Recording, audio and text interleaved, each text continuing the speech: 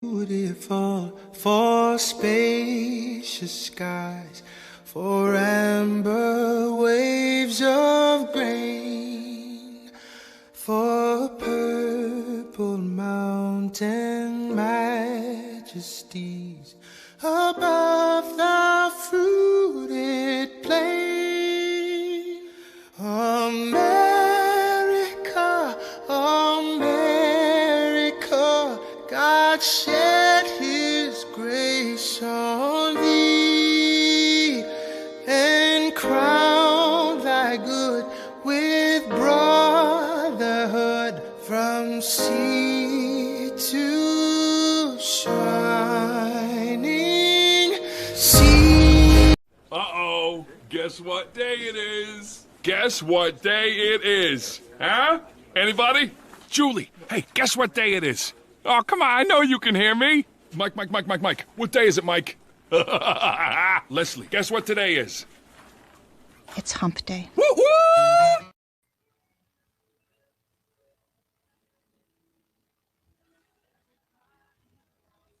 See? You so do it on purpose. Wendy Go Why Radio do you is do live. that? You guys know what today is. Hump day! Yes, it is hump day. Yes, indeedy.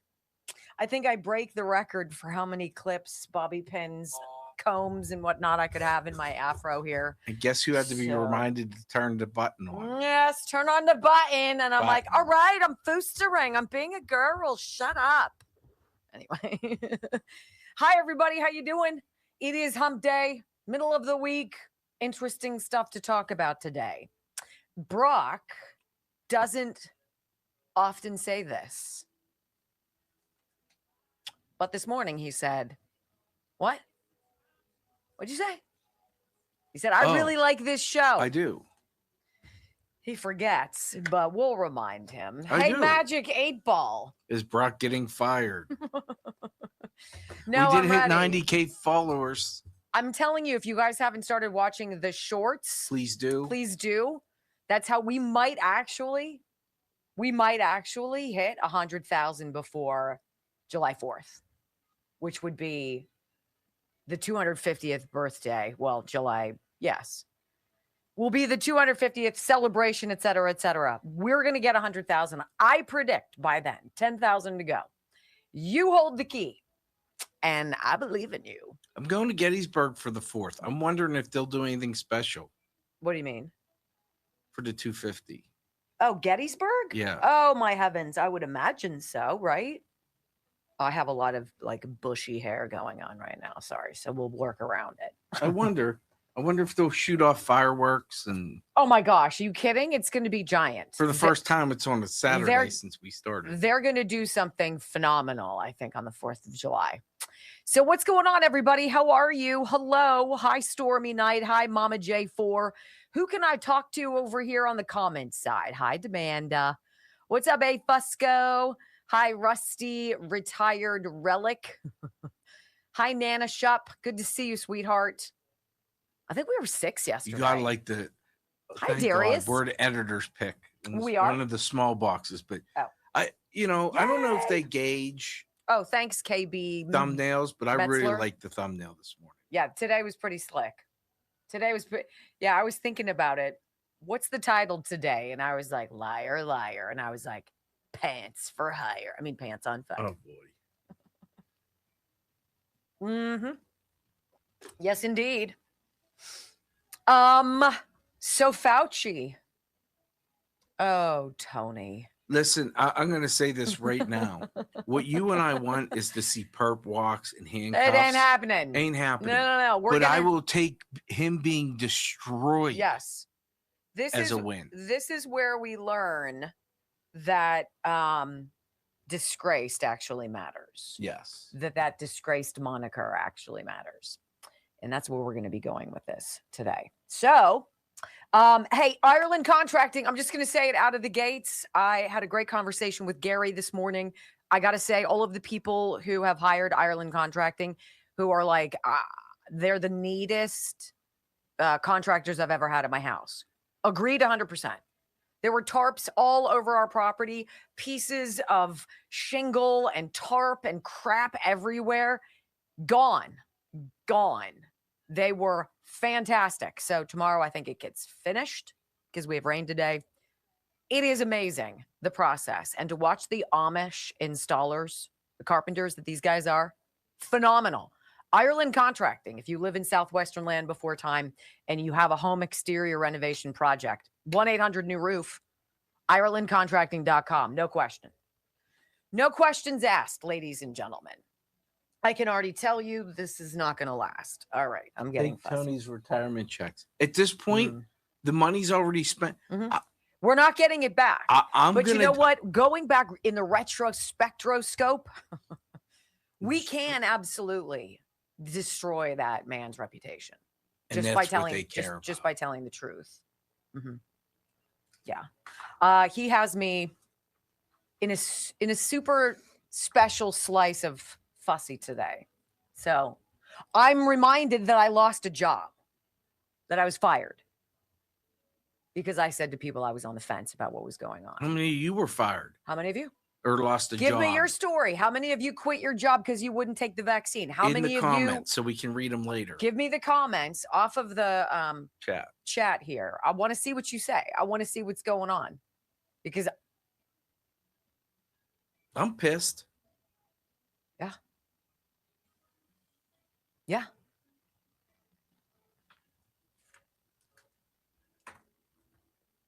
I'm fussy. Look out. Oh boy. I may get fired today. Whatevs. Whatevs. 4, 3, 2, 1. Welcome to your daily dose of facts to fight off the liberal gaslighting. You can be in the middle of a hurricane. You have sanctuary in the city of Chicago. Or you can be on a calm day. North is still north. You could be in a thunderstorm. I am angry. We are not going back. Not ever. North is still north. People can yell at you. The hell with the Supreme Court. We will defy them. North is still north. It doesn't change fundamental things. And in this business, right is still right, even if you stand by yourself. We don't get fooled again. No. Live across the fruited plain and from sea to shining sea, we are converting the Marxist left 1 hour at a time on the Wendy Bell radio program.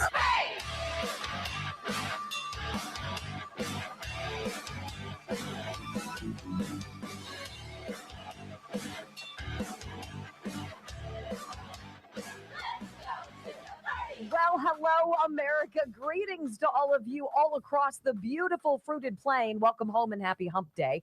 Welcome to the Wendy Bell radio program. You know, I give you the website. I give you the app every single day, wendybellradio.com. And I hope you follow us. I hope you join us. I hope you get our app on your phone. I hope you get our podcast. I hope if you hear what we talk about today, that it just makes common sense to you and that you say to yourself, thank goodness. Because I've been wayward. I've been feeling alone. You are most assuredly not. We see the same things. We just have the ability to talk about it. And that's what we're going to do today. Justice. What is justice to you? What does that mean? I want you to chew on that as we open today's program. Thank you very much for being a part of the family. Thank you for being here and welcome home. I pledge allegiance to the flag of the United States of America and to the republic for which it stands, one nation, under God, indivisible, with liberty and justice for all. Amen. You know, I was thinking about it this morning. Justice means something different to everybody, right? Justice to you might mean getting even with somebody who's done you wrong. Justice might mean somebody who's lied for a long time getting caught. Justice might mean an arrest, a criminal indictment, a trial. It might mean handcuffs. It might mean a jail sentence. Or justice might just mean that the truth is actually recorded. The truth. That's all we want. Honestly, when you boil it down, in any situation, would you much rather have the truth over the lies? I would. Absolutely would. And when it comes to people like Tony Fauci, who, by the way, how many of you were impacted by that one individual? How many of you suffered because of something completely idiotic, unscientific, and farcical that the sexiest man in the world dropped on us? How many of you sat back during COVID, as I did, and you were absolutely gobsmacked by how many people you knew drank the Kool-Aid, hook, line, sinker, fell for all of it? No critical thought, no tapping the brakes and being like, wait a minute. We went from being the free, most wonderful place on planet Earth to this tyrannical, dictatorial, emergency operation shutdown. Oh my gosh, in like 4 seconds. And we looked around and we're like, what happened to people? What happened to people? Well, you know what? I like science that is demonstrable, science that is provable, that is backed by people we can trust. And unfortunately, that one guy, Dr. Death, and if that ruffles your feathers, I don't care. Because that man single-handedly, I believe, personally engineered the single most devastating event in modern American history. And I have 5 kids who suffered along with your children. And I'll say to you, it's going to take a lot to make me feel like justice has been served.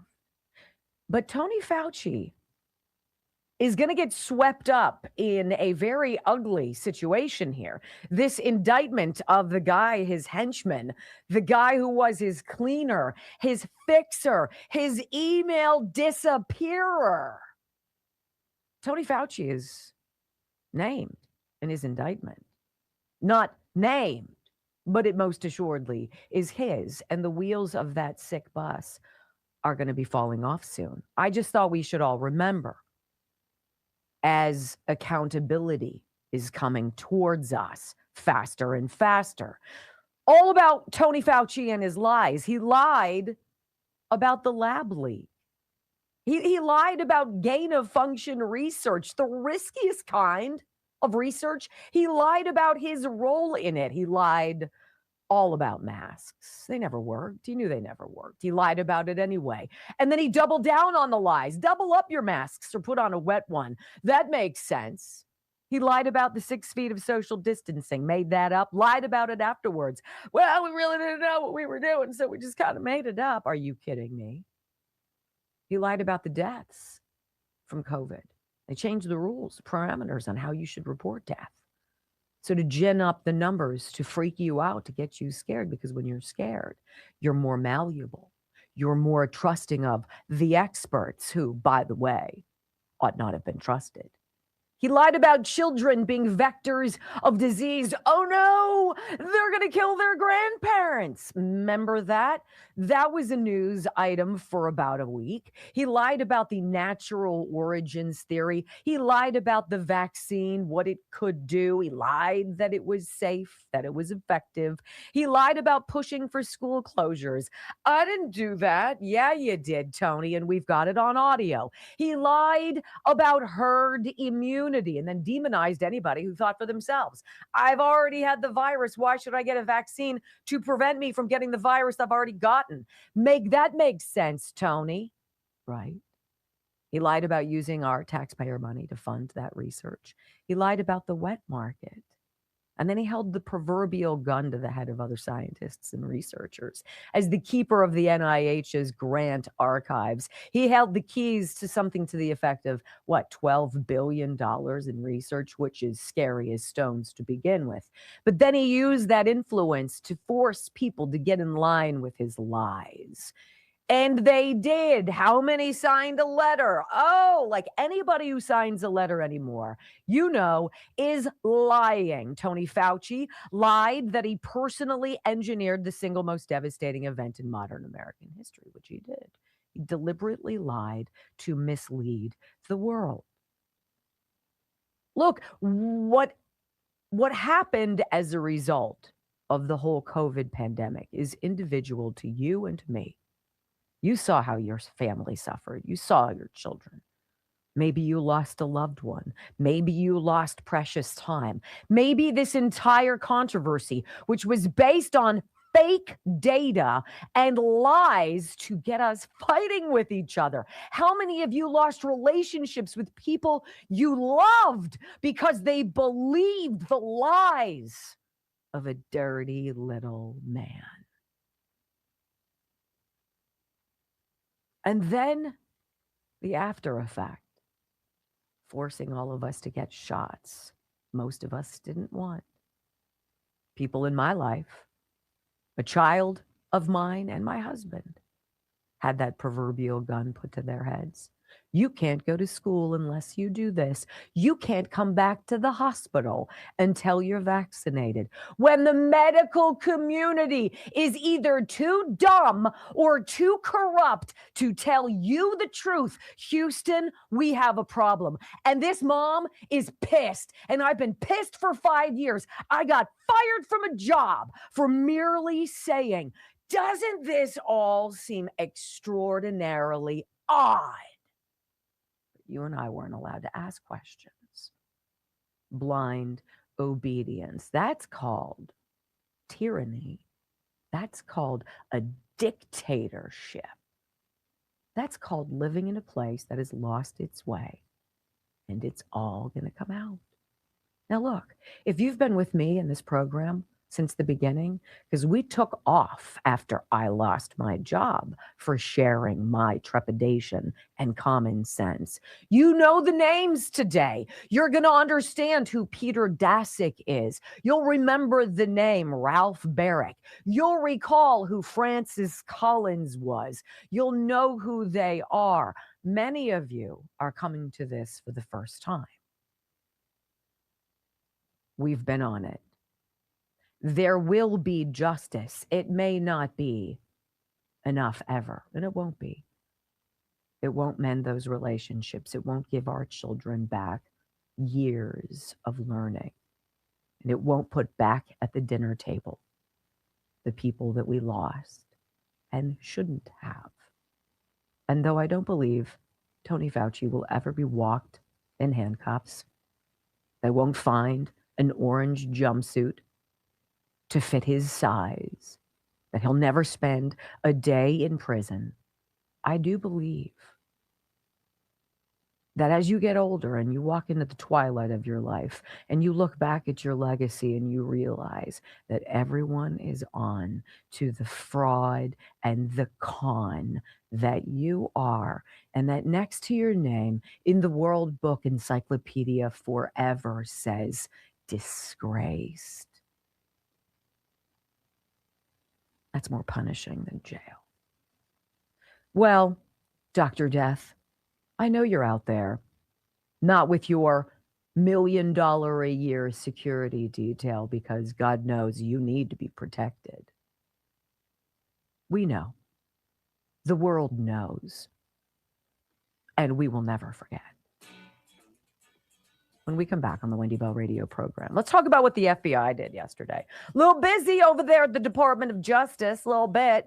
We're going to give you more of the details of the 20 Leering centers in Minneapolis that have been raided and shut down. Oh, goody, progress. I love it. Next on the Wendy Bell Radio Network.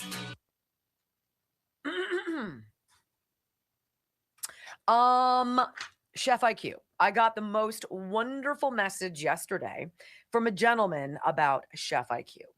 And he said, first of all, I'm sitting down with my family to eat delicious Riverbend Ranch steaks. And I was like, I know, I love them too. And then he's like, and my Chef IQ.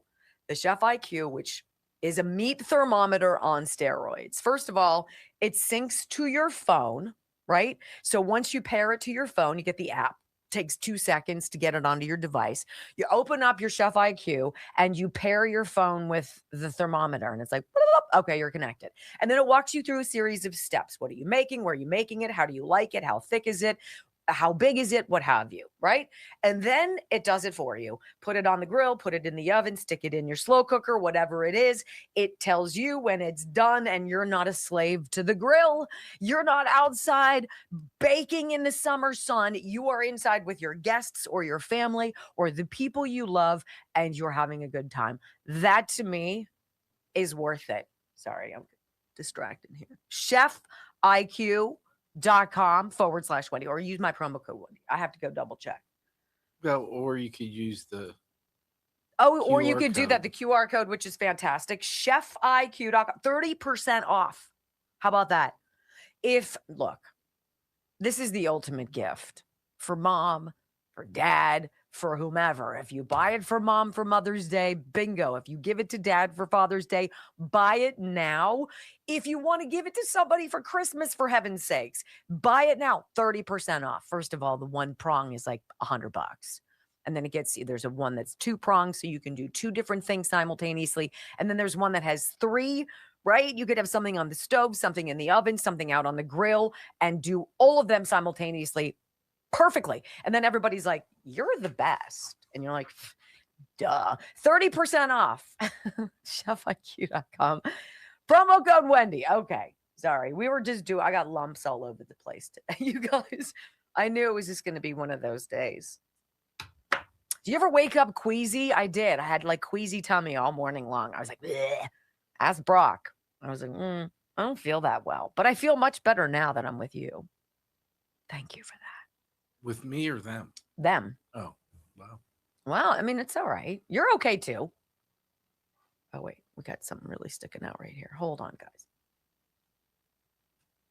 See how you get to see all of this every day? I'm sorry in advance, but it is what it is.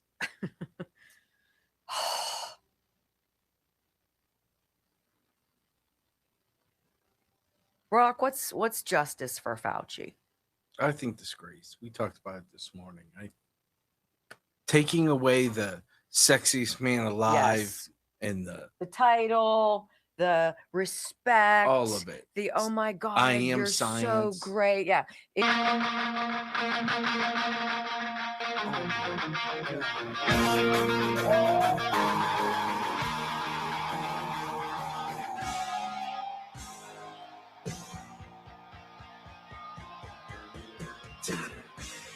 Welcome back to the Wendy Bell radio program. You know, I think maybe the best decision this president has made so far in his second term was to sack Pam Bondi. Isn't it amazing now all of a sudden stuff's getting done? Things are happening, like I'm sure it was going on behind the scenes. But you and I have been paying attention to all of the suck since Joe Biden and the Democratic Party lied to us in 2020 and told us that Donald Trump lost the election, right? You and I have been on it. I've been on it like white on rice. I'm with you. I get it, right? Change is happening. It's not happening fast enough. It's starting to pick up. Federal agents raiding 20 plus Twin Cities sites in sweeping fraud probe, including the Quality Leering Center. The Department of Homeland Security said federal law enforcement executed criminal search warrants in Minneapolis relating to the rampant fraud of U.S. taxpayer dollars. This isn't Tim Walz doing this. Dude was blown in on this in 2019. He let it happen the same way Keith Ellison did the Attorney General of Minnesota. Same way. They were told, they nodded, let it happen. And I'm positive if you follow the money, we'll probably find the money trail going back to some very interesting Democratic coffers. Here's the story from alphanews.org. Large federal law enforcement operations swept across the Twin Cities early yesterday, with agents executing more than 20 search warrants as part of a wide-ranging fraud investigation involving businesses and child care centers, including the infamous Quality Leering Center. You know, as I read this to you, isn't it amazing that California's tit-for-tat response to this crackdown in Minneapolis is to try to pass the Nick Shirley Act to prevent citizen journalists like Nick Shirley, who exposed all of this with a freaking cell phone and an inquiring mind. And California Democrats are like, It's not the illegal aliens. It's not the crazy Democrat woke nonsense. It's not DEI or all of the nutty crap that we're doing to you. It's not the fraud, waste, and abuse. The problem, guys, is Nick Shirley. Got it. In a statement posted to X yesterday morning, Homeland Security Investigations said its agents were working alongside multiple law enforcement partners. They declined to provide further details. Fox News reported sources familiar with the investigation indicated many of the businesses targeted are largely Somali-owned businesses. You know what? Nick started exposing this stuff in January. It is now April, end of, I'm going to say 3 months. That's a pretty good turnaround time, right? It's been 5 years with freaking Fauci. 5 years. I'm interested in the data. I'm interested in the evidence. I'm interested in the witnesses. I want to know about the whistleblowers. I want it all. Now, do I think that they're going to claw back any of the money that's been stolen from us? Probably not. Probably not. But isn't it curious that President Trump wants to bounce, wants to take away that temporary protected status from some of these people who've defrauded us? And who comes to their rescue? The Democratic Party. Why? Yeah, because you know they're in on it. So Homeland Security Investigations, they go in, they raid these businesses, childcare, transportation, autism-related services, all taxpayer funded. And we should probably remind you that yesterday, Brooke Rollins, Ag Secretary, dropped the most mind-bending data on us that I've seen in a while. I'm going to see if I can pull it up right now. Brooke Rollins, SNAP, 14,000. I'm going to search for it and it's going to pop up in one red state. This isn't even a Democrat state. She did not specify which. One red state review of the beneficiaries on food stamps found thousands, 14,000 people on food stamps driving luxury cars. Would you guys like to drive a luxury car? And I'm not saying a Lexus is a luxury car. I'm not even putting Mercedes-Benz into that, okay? How about Bentleys? How about Ferraris and Lamborghinis? How about Alfa Romeos? Yes, in your face. In your face. These people who do not look like us, who do not have our culture, who do not have our citizenship, who are not proud card-carrying members of the greatest place on planet Earth, in your face, driving their $230,000 cars around, you guys. And Democrats want it to continue. So this is where we are. There is a drip that is becoming a little bit more steady. This now leading into the indictment, one more time, of a former FBI director who called for the assassination of the President of the United States of America.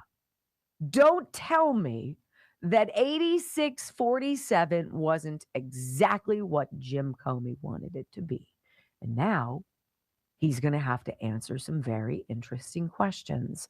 And the questions are going to go well beyond walking on the beach and coming across a very curious seashell formation.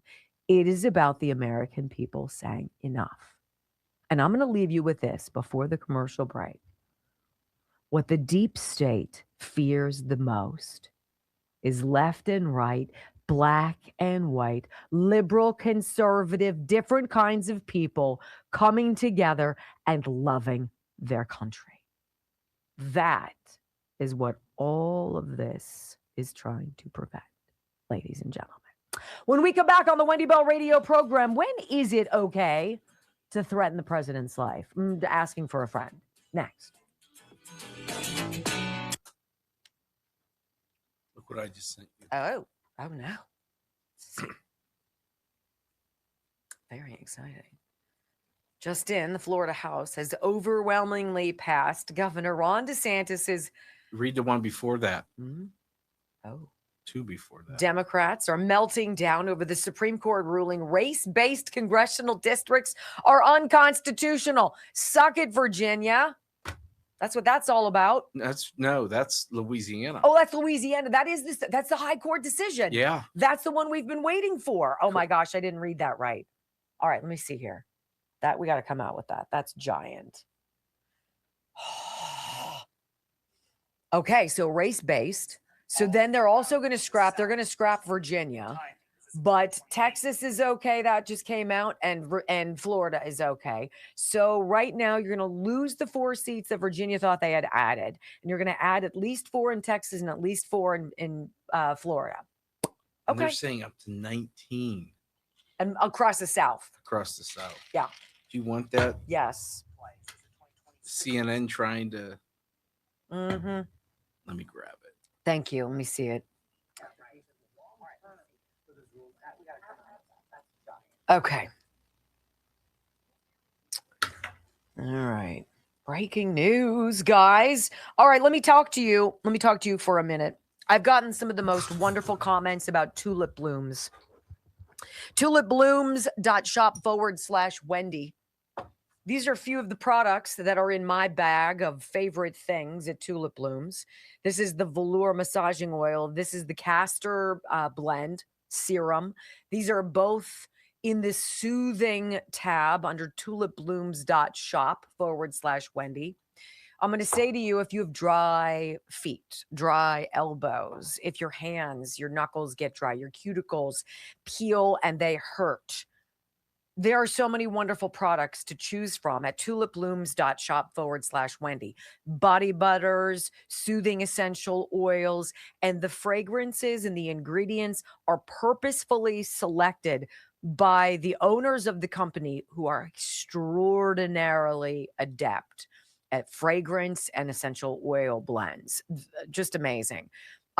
tulipblooms.shop/Wendy. You can buy what I would put together as a box for me for Mother's Day. If I could get it for me, this is what I put into it. You can buy my box, or you can add your own things to it. And the more things you add to it, the greater your discount. So right out of the gates, anything you buy there, 10% off, promo code Wendy.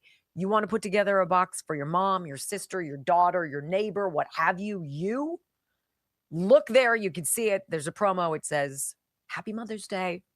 Here's Wendy's thing. And then you can add your own. tulipblooms.shop/Wendy. I was talking like Hakeem Jeffries. A lot of hand motions. Oh my. SCOTUS. Louisiana.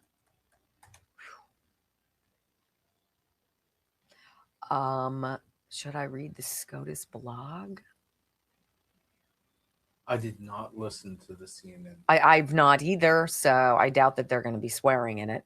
Yeah, well, I can take care of that. Okay. It is there. 119. Well, we should read how NPR covers it. Racist. Can you do me a breaking news?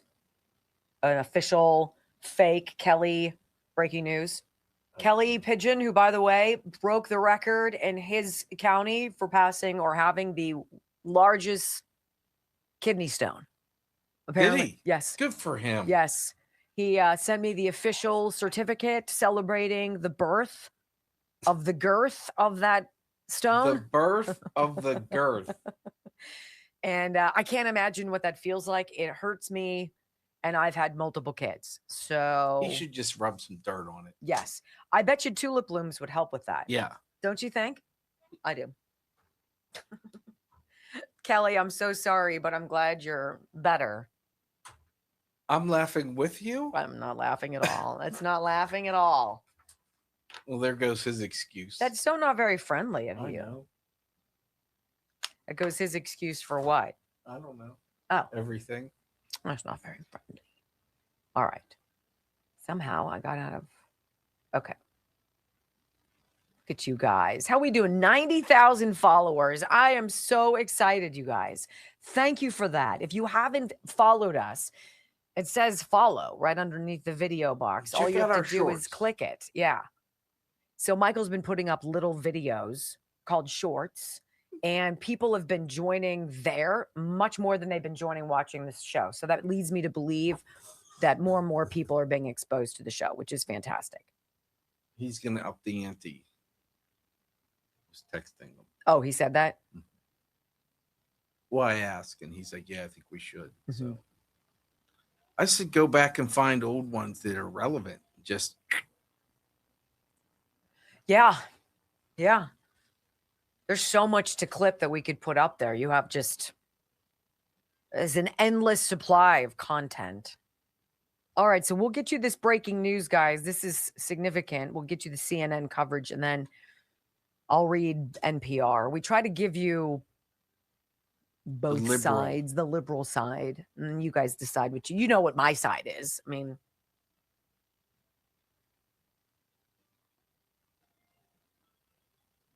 it's all coming. You think so? We go from no news to too much.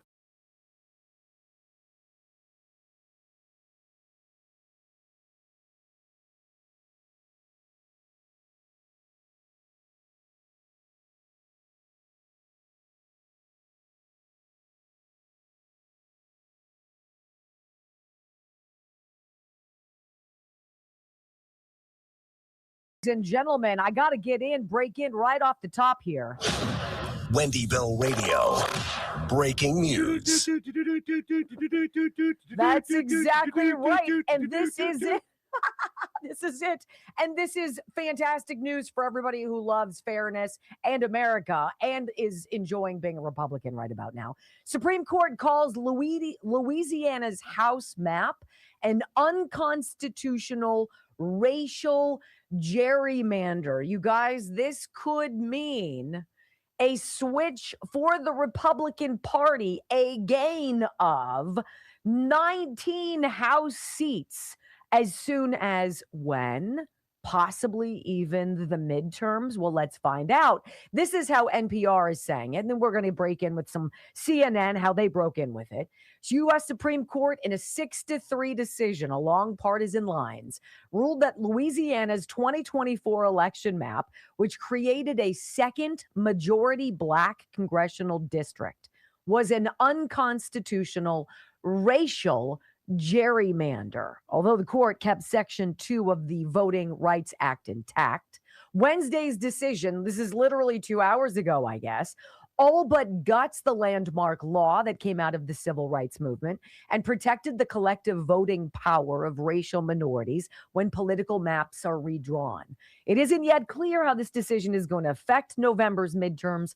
Primaries are well underway in most states. Let's listen in, see how CNN delivers this news as Republicans are poised, hopefully, to hold on to a majority in the House of Representatives. Let's find out. They think 19 seats could be at risk all throughout the South. The question will be the timing. Is this a 2028 play? Is this a 2026 play? There are some primaries here coming up, not until later in the cycle, August 6th. There's one in Tennessee. That's Steve Cohen's seat. That's a majority minority district. That's in August 6th. The one Democratic seat there. The Jim Clyburn seat in South Carolina. That is the Democratic seat in South Carolina. That's a June 9th primary. Jamie, this shows you the ramifications long term for this ruling.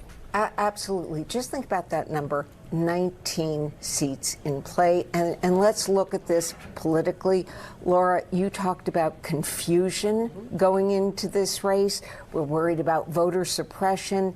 Apart from the long-term impact, we are going to see people take advantage of that confusion. There is going to be, these midterms are so high stakes that anybody who thinks they can take advantage, on the state level of this decision, there is going to be a scramble to see if they can, because each side thinks this is an existential midterm with the House especially. Yeah. I don't even know what she's talking about, but she's saying, hey, people are going to use this and try to weasel their way in or cheat or what have you. Here's the news flash for CNN.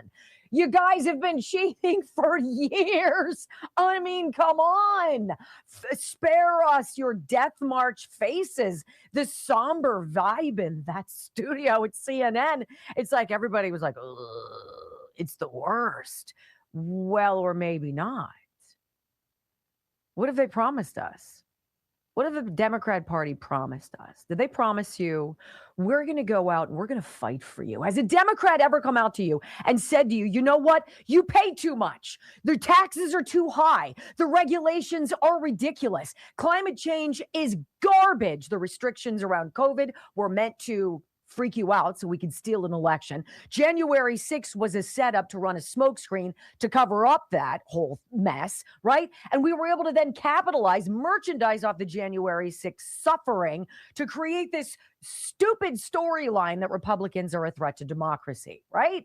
Have you ever had a Democrat come up to you and said to you, I understand, my party has failed you. We vote in lockstep because we have guns held to our heads. And you know who's holding the pistol? Nancy freaking Pelosi. We vote as a block because we're not allowed to be individuals. We're not allowed to have our own thoughts. And we're sure as hell not allowed to tell you the truth. But if you vote for me, here, I'm going to put it in freaking writing. I will not lie. Okay, now I'm listening. But they don't. Why? Why? Huh. Good for America. These things that are coming out, these rules that are coming out, what Virginia just did, by the way, if they're going to say voter suppression, there's no voter suppression in this country. If you're 18 years old, you can register to vote. We just want there to be proof that you're a freaking citizen of this country. We want you to be able to prove who you are. That's called voter protection, not voter suppression. Now, it does suppress people who ought not be voting. In that case, that CNN news babe is telling you the truth. We're worried about voter suppression. Yeah, I bet you are, sweet lips, because you need illegals to cheat for you. Gosh, it's almost like we all see it so clearly and have for 6 years. Oh, because we have. Because we have. Now, let's proceed with the rest of today's regular scheduled program. Before I go off the rails and need a Xanax, former FBI Director James Comey indicted again.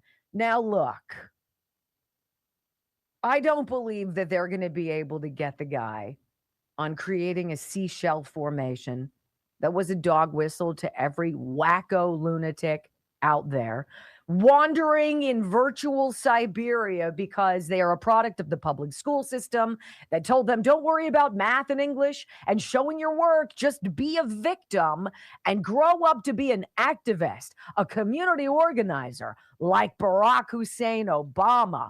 And then all of a sudden you have these wayward 20, 30-year-old dudes, single, right, rudderless, and they pick up all of these signs. 8647, what could that mean? The former director of the FBI wants you to believe that he doesn't understand what that meant. Is it so insulting? Aren't you so tired of being treated like an idiot? It's so off-putting. So he's indicted again. And I think the issue here is to squeeze this guy, to make him feel as uncomfortable as physically possible, to take him through a legal nightmare the way they did Donald Trump, the way they did anybody who got rounded up because they were with him in Joe Biden's presidency. That way. Oh, James Comey. This is his response. He's going to say to you, look, don't you worry about me. I'm totally innocent. I'm confident in my defense. Don't you worry. They can't intimidate me. I hear something quite a bit different. Listen and you decide. Well, they're back. This time about a picture of seashells on a North Carolina beach a year ago. And this won't be the end of it. But nothing has changed with me. I'm still innocent. I'm still not afraid. And I still believe in the independent federal judiciary. So let's go. But it's really important that all of us remember this is not who we are as a country. This is not how the Department of Justice is supposed to be.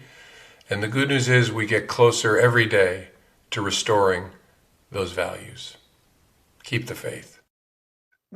This is not who we are as a country. James Comey just said this is not who we are as a country. Do you want to know who we aren't as a country, sir? Assassins. We're not killers. We don't go out and kill each other because we disagree with one another.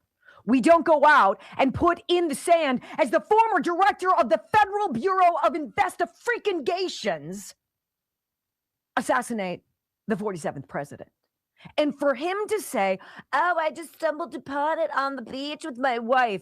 You are such an abomination, such a miserable, lousy human being. I pity you, James Comey. I pity you. See, I'd rather hate you because pity is so much worse. Pity is, there is not even a shred of decency in your soul that I see. And I pity you because we'll all go on and live our lives. We'll go on and love who we wish and do what we want and dream and create and breathe. And every single time we look at you, know that we see you and we pity you for being the outrageous dirtbag that you are. And when James Comey says, I'm still innocent, I'm still not afraid, that means I'm guilty as stones and I'm scared to death of federal prison. Do you think he's going to go there? I don't. But he's going to become Eric Swalwell's brand of toxicity. That nobody is going to want to be around him. Because even being in his presence might somehow jump off on other people and tarnish them. That is you, Mr. Comey. I pity you. You know, Tulsi Gabbard told us a year ago that she was working this case. And I'm going to save her audio probably for when we come back after the break, because I want you to hear it. This isn't some fly-by-night investigation. This isn't some political retribution. This isn't some revenge. This is a former director of the FBI encouraging some whack job lunatic. And by the way, there are quite a few of them wandering around out there to go and kill. To go and kill. And to go and kill the President of the United States. That's not seashells in the sand. That's the line in the sand. There is no defense. There is no explanation. Because that's disgusting. And that is not who we are as a people. Tulsi Gabbard says, ever since that day that James Comey said he stumbled upon that formation, Sean Curran, who's in charge of Secret Service for the president, has been investigating. He's been working with the Department of National Intelligence. And he's got information, and it is from that information that this new indictment should arise. And so let's hear from the director of the Office of DNI, should we say. Let's hear what she said a year ago about what we know about James Comey. Then you decide. Revenge, politicization, or justice. Next. She's actually very good. And I remember it, but I don't remember it in the context now that it makes sense to me so much, right? That the whole dog whistle thing. She's right. Sort of was. From somebody very high up who still had national security clearance. I mean, we always talk about coincidences. What are the chances of all the beaches in all the world that he just happens to come across? It's so dumb. And his wife, him telling she's the like, story. yeah. Someone put their address on here. No, I think this is a political, a creative political statement. Oh, you should take a picture and Instagram it. And poof, and look what happened. Get them out of here. That's so funny. I might have been born at night, but it wasn't last night. Don't piss on my leg and tell me it's raining. Well, we got to play. them all. I have to play Mark Kelly for you guys when we come back, because what he says is so ridiculous. And it's just so obvious who all the really ugly players here who don't love America. They love their own power, and they're really desperate to keep it. I want to tell you about Juvenon, bloodflow7.com. That's the landing zone that you go to get 30% off all the products that they make that we love. And the one that I do not take that is highly recommended to people who are really struggling with weight loss, who have significant weight to lose, say 30, 40, 50 pounds. You've got a significant chunk of yourself that you'd like to lose, but you just don't feel like you've got the power to do it, or you're not moving the scale fast enough. This is why I love Bloodflow 7, because they've got this. GLP-1 Gold. It is their product to jumpstart that conversation between your brain and your belly that a lot of people's don't have, where it's like you're full. And this tells your belly, you're full. You don't need to eat anymore. And so you eat less, obviously. You can skip meals. And that is what really jumpstarts your weight loss. Again, GLP-1 Gold. I have no idea what weight loss shots or other medications cost. But with 30% off from bloodflow7.com/Wendy, this is a negligible cost. Like what, $40 a month, something like that. If that. That is a great idea. GLP-1 Gold is what it's called. Bloodflow7.com/Wendy is how you get it. Always 30% off.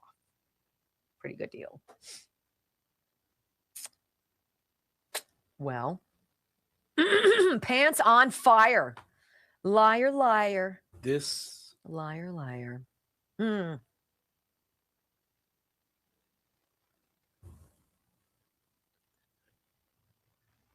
You may see riots because of this. That voting right, the Supreme Court. Don't be surprised. They'll have to gin something up. Look, if you think about how much they've tried to get us against each other, they need us fighting. It's interesting to me because they usually make these decisions in June. But they had to hurry it up because you got primaries, you got stuff you got going. And remember, the thing was they were delayed because the dissenters, Kagan, Sotomayor, and what's her face, Ketanji Brown Jackson, were slow walking the dissent because they were hoping if they gummed up the works that they couldn't get these rules changed in time for the midterms. And about that. Couldn't happen to a nicer bunch of dirtbags. Wow. That's a big deal. It's a huge deal.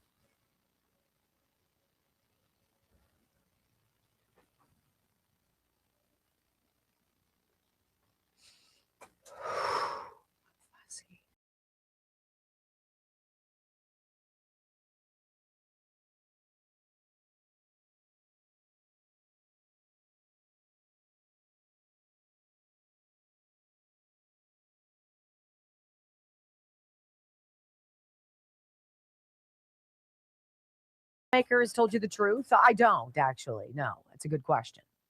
So legal questions are emerging over whether charges against former FBI Director James Comey would withstand a First Amendment challenge as he's indicted for a social media post allegedly tied to threats against President Donald Trump. Whether or not that moves forward and has anything demonstrably justice-oriented at the end, these stories do flush out the suck, don't they? And one of the big purveyors of it is Senator Mark Kelly. I want you to hear what he said. He's on with Anderson Cooper last night, and he's playing the dumb card about the stupid seashells that say, hey, it's time to 86 this president. Let's hear how Senator Mark Kelly, who has no believability left, how he lies to the American people on live television. I mean, these were, a bunch of seashells on a beach. The president seems to throw people in, different categories. You're either, on his side and a supporter. He's going to help you. He's going to try to, in the case if you're really close to him, he's going to try to, help you, enrich yourself, what he does with his family and close friends. If you're a perceived enemy, he'll try to throw you in jail. If you speak out against him, he's going to try to silence you. Oh, Mark. It's ridiculous, and you know it. Jesse Waters with Tulsi Gabbard back in May of last year. This is like a year ago, okay? When the whole thing happened, and Comey puts out on Instagram, look at what I found. Tulsi blows it out of the water from the very beginning. Listen. Tulsi Gabbard's the director of national intelligence. Are you buying that the former FBI director didn't know what 86 Trump meant? Absolutely not, Jesse. That is a ridiculous and insane statement to make, certainly within this context, but especially coming from a guy who's the former director of the FBI, a guy who spent most of his career prosecuting mobsters and gangsters, people who know and execute other humans, and use this exact lingo of 86. Comey himself admitted in his follow-on message that he knew that this was a political statement. Well, the only reason he knew that, Jesse, was because a little over a month ago, a bunch of anti-Trump, anti-Elon Musk protesters were proliferating the use of this 8647 slogan, which was a veiled call to action to murder the sitting president of the United States.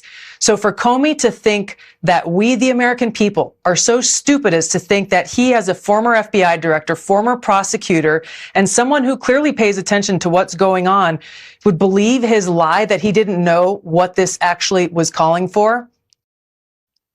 Period. After multiple assassination attempts, right? The former director of the FBI puts out a hit on the president of the United States. They couldn't beat the will of the American people, so the deep state wants to kill. Is it seriously that simple? Here's Tulsi.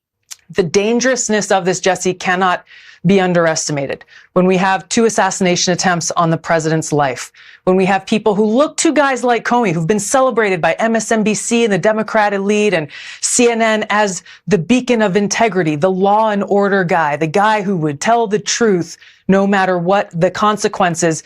This is the guy who's issuing a hit on President Trump, the president that the American people voted for. So it's guys like Comey and others who call the president the modern day Nazi, people who are in great positions of influence, who are saying that President Trump poses an existential threat to our country.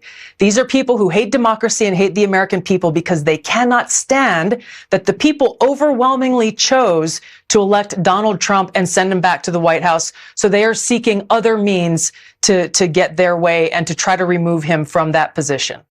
And she says Sean Curran, the head of the Secret Service, has been leading this investigation for the Department of Homeland Security into what we believe is a clear call to kill President Trump. It is the new culture of the left. It is kill culture. There has to be accountability for this. There was a Rutgers study that just came out a little over a month ago, Jesse, that asked respondents their view on these calls to assassinate President Trump. And over 55% of respondents felt that murdering President Trump would be, quote unquote, somewhat justified. This is the effect of people like James Comey doing this kind of stuff. This study also pointed out that there is a, quote unquote, assassination culture that is starting to take over the views of what they call the extreme left. We, the American people, cannot take this lightly. Whatever your politics, we cannot allow people to get by without being held accountable for this kind of public call to assassinate the president of the United States. And I remind everybody, not like you need it, we had a black president for 8 years. How many assassination attempts on Barack Obama's life that you know of? I know of none. For a country that's so bitterly racist, as the left tells us we are. It's curious. 8 years, and nobody said that about Barack Obama. But it is okay in this circumstance. No, it's not. It's never. It's disgusting. When we come back on the Wendy Bell radio program, my friends, I want to talk to you guys about Fauci in the crosshairs. Oh my, next.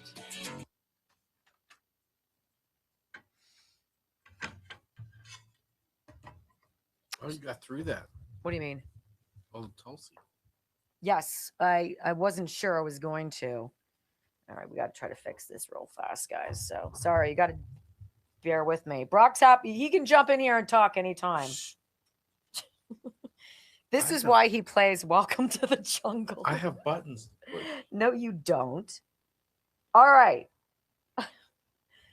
Ladies and gentlemen. I can tell you about Sniper. Disinfect with sniper.com while she's doing this. Sniper will not help her hair. That is out of control. And there's certain things Sniper can do and can't do. Right. That's one of the things it can't do.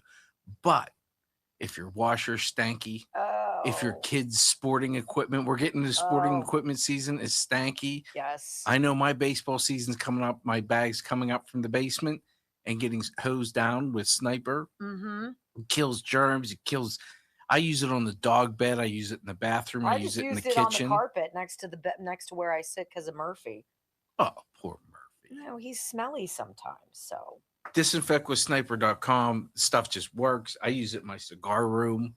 All of it just works. The knockout, the odor eliminator works. Harmony, now with you planting your garden, Harmony for your plants, for insects. There's a difference. The one Harmony has a residue that lasts. The stuff you put on your plants is a little diluted, so it won't kill your plants. It won't leave a residue on your plants. He's got a mosquito stuff. I don't know if it's up on the site yet, but mosquito stuff coming out. Stuff that you don't spray on you, but you spray on the furniture and things like that around you. I mean, I tell you what, somebody who gets mauled by bugs, I'm exceedingly You're gonna have delighted. to get that by the gallons. I'll be so excited. I'm going to run to the bathroom. I'm sorry. Okay. There's also stuff for your hostas and stuff for he's coming out with, he's putting a new product out there called Coastal Maine. It's for plants and fruit trees, and it's the stuff you put in the soil, the nutrients to help them grow.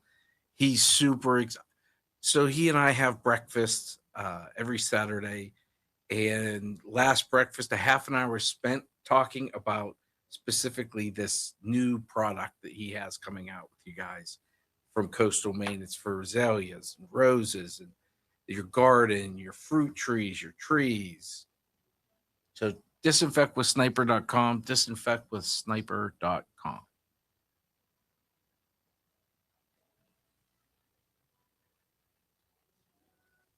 Yeah, the Sniper works on the cigar room. It's what I clean all my ashtrays with. I clean it. It's great for when I turn on the air conditioning. I have an old house, so I don't have central. I have some window units placed strategically in my house. I spray the filters down with it. I spray inside it. Kills everything, because you get that damp, musty smell. Takes it away. My cigar filter that I have.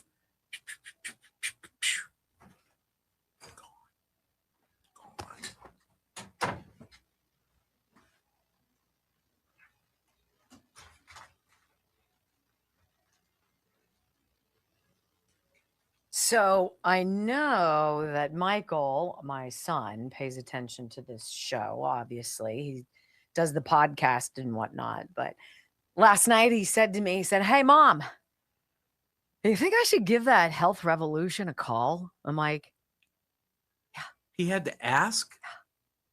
info.healthrevolution.net. 800-868-6187. Write it down. Write it down for the college kid of yours or the kid who's 26 getting out of whatever they're doing. They're off your insurance now, right? Health insurance. They need coverage. Why would you spend so much on coverage that you don't need when you can kind of a la carte your own plan with Health Revolution? info.healthrevolution.net. 30 to 60% off. That's what people are saving, between 30 and 60%. Some people are saving hundreds upon hundreds of dollars a month. And here's the deal. No copays, reasonable deductibles. You keep your doctor and then you pick the coverage that you want. And I use it, and it sounds like a broken record, but a young man does not need maternity coverage, Neither does someone who's 50, right? I can attest to that. Don't work anymore, right? info.healthrevolution.net. You decide, you save money. We know these people. We trust these people. You have to be under 65. If you're on COBRA, if you're under 65, if you're self-employed, right? If you're done paying too much, if you're done having insurance that doesn't work for you, 800-868-6187, healthrevolution.net, period. Wow. Rando 364 gave you $100. What? Why? To Wendy, the most beautiful conservative podcaster, and for Brock, studliest tech in the nation. Well, we know this is I a love lie. you guys and I hate my days without you. Aw. Studliest That's very tech. nice. Sorry. Here's the problem. What? How many techs and producers do you actually see? So it's like a really niche. What are you trying to say, that you're more valuable than they know? Yeah. Oh, okay. I would agree. I took the wind out of his sails. Well. Okay. Now that we've all gotten ready together, it is what it is. I Fooster. Some place you just can't win. I love you guys. All right, so we're a little behind, but we really. have so much great content. I'm not skipping things. I kind of like the way it worked out. You do? I like this soundbite The in Johnson coming into it? Yeah. Uh-huh.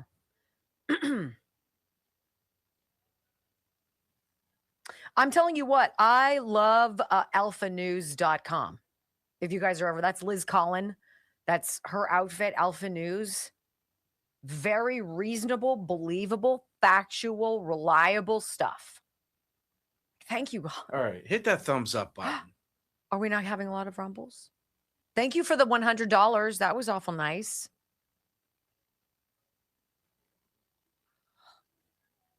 All right. Ready to rock and roll here. Well, since you're ready, I guess. I could go for a cheeseburger. Oh, here we go again. Like a McDonald's quarter pounder with like a French cheese. dip. 3, 1. Wendy Bell. Inspiring solutions to save America, one show at a time. Are you ready to get on board? They believe that they can destroy this bond that exists between you and Trump if they somehow make Trump look bad, make Trump look like a reprobate, embarrass you about Trump. They can't do it because you came before Trump. Desperately want Trump gone, and I know that they desperately want it codified, that Trump cannot run again, because make no mistake, they remain scared to death of you, and they remain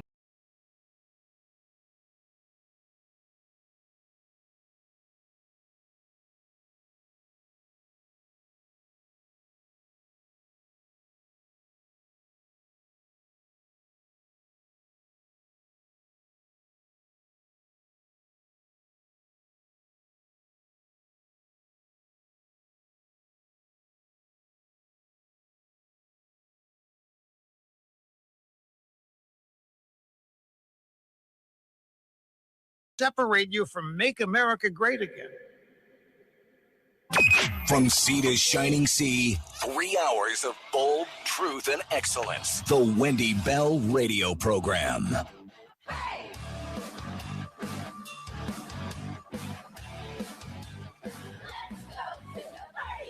Hour number 2 of the Wendy Bell Radio Program is live. Dr. Death's House of Cards is collapsing. Now, that shouldn't offend you. People are like, you shouldn't call people names. Well, it is Dr. Fauci, and so I'm going to say gloves off. You should be able to call that little creature anything you want, okay? The DOJ has indicted Tony Fauci's former top advisor for conspiracy, ladies and gentlemen, across the United States. His name is Dr. David Morens.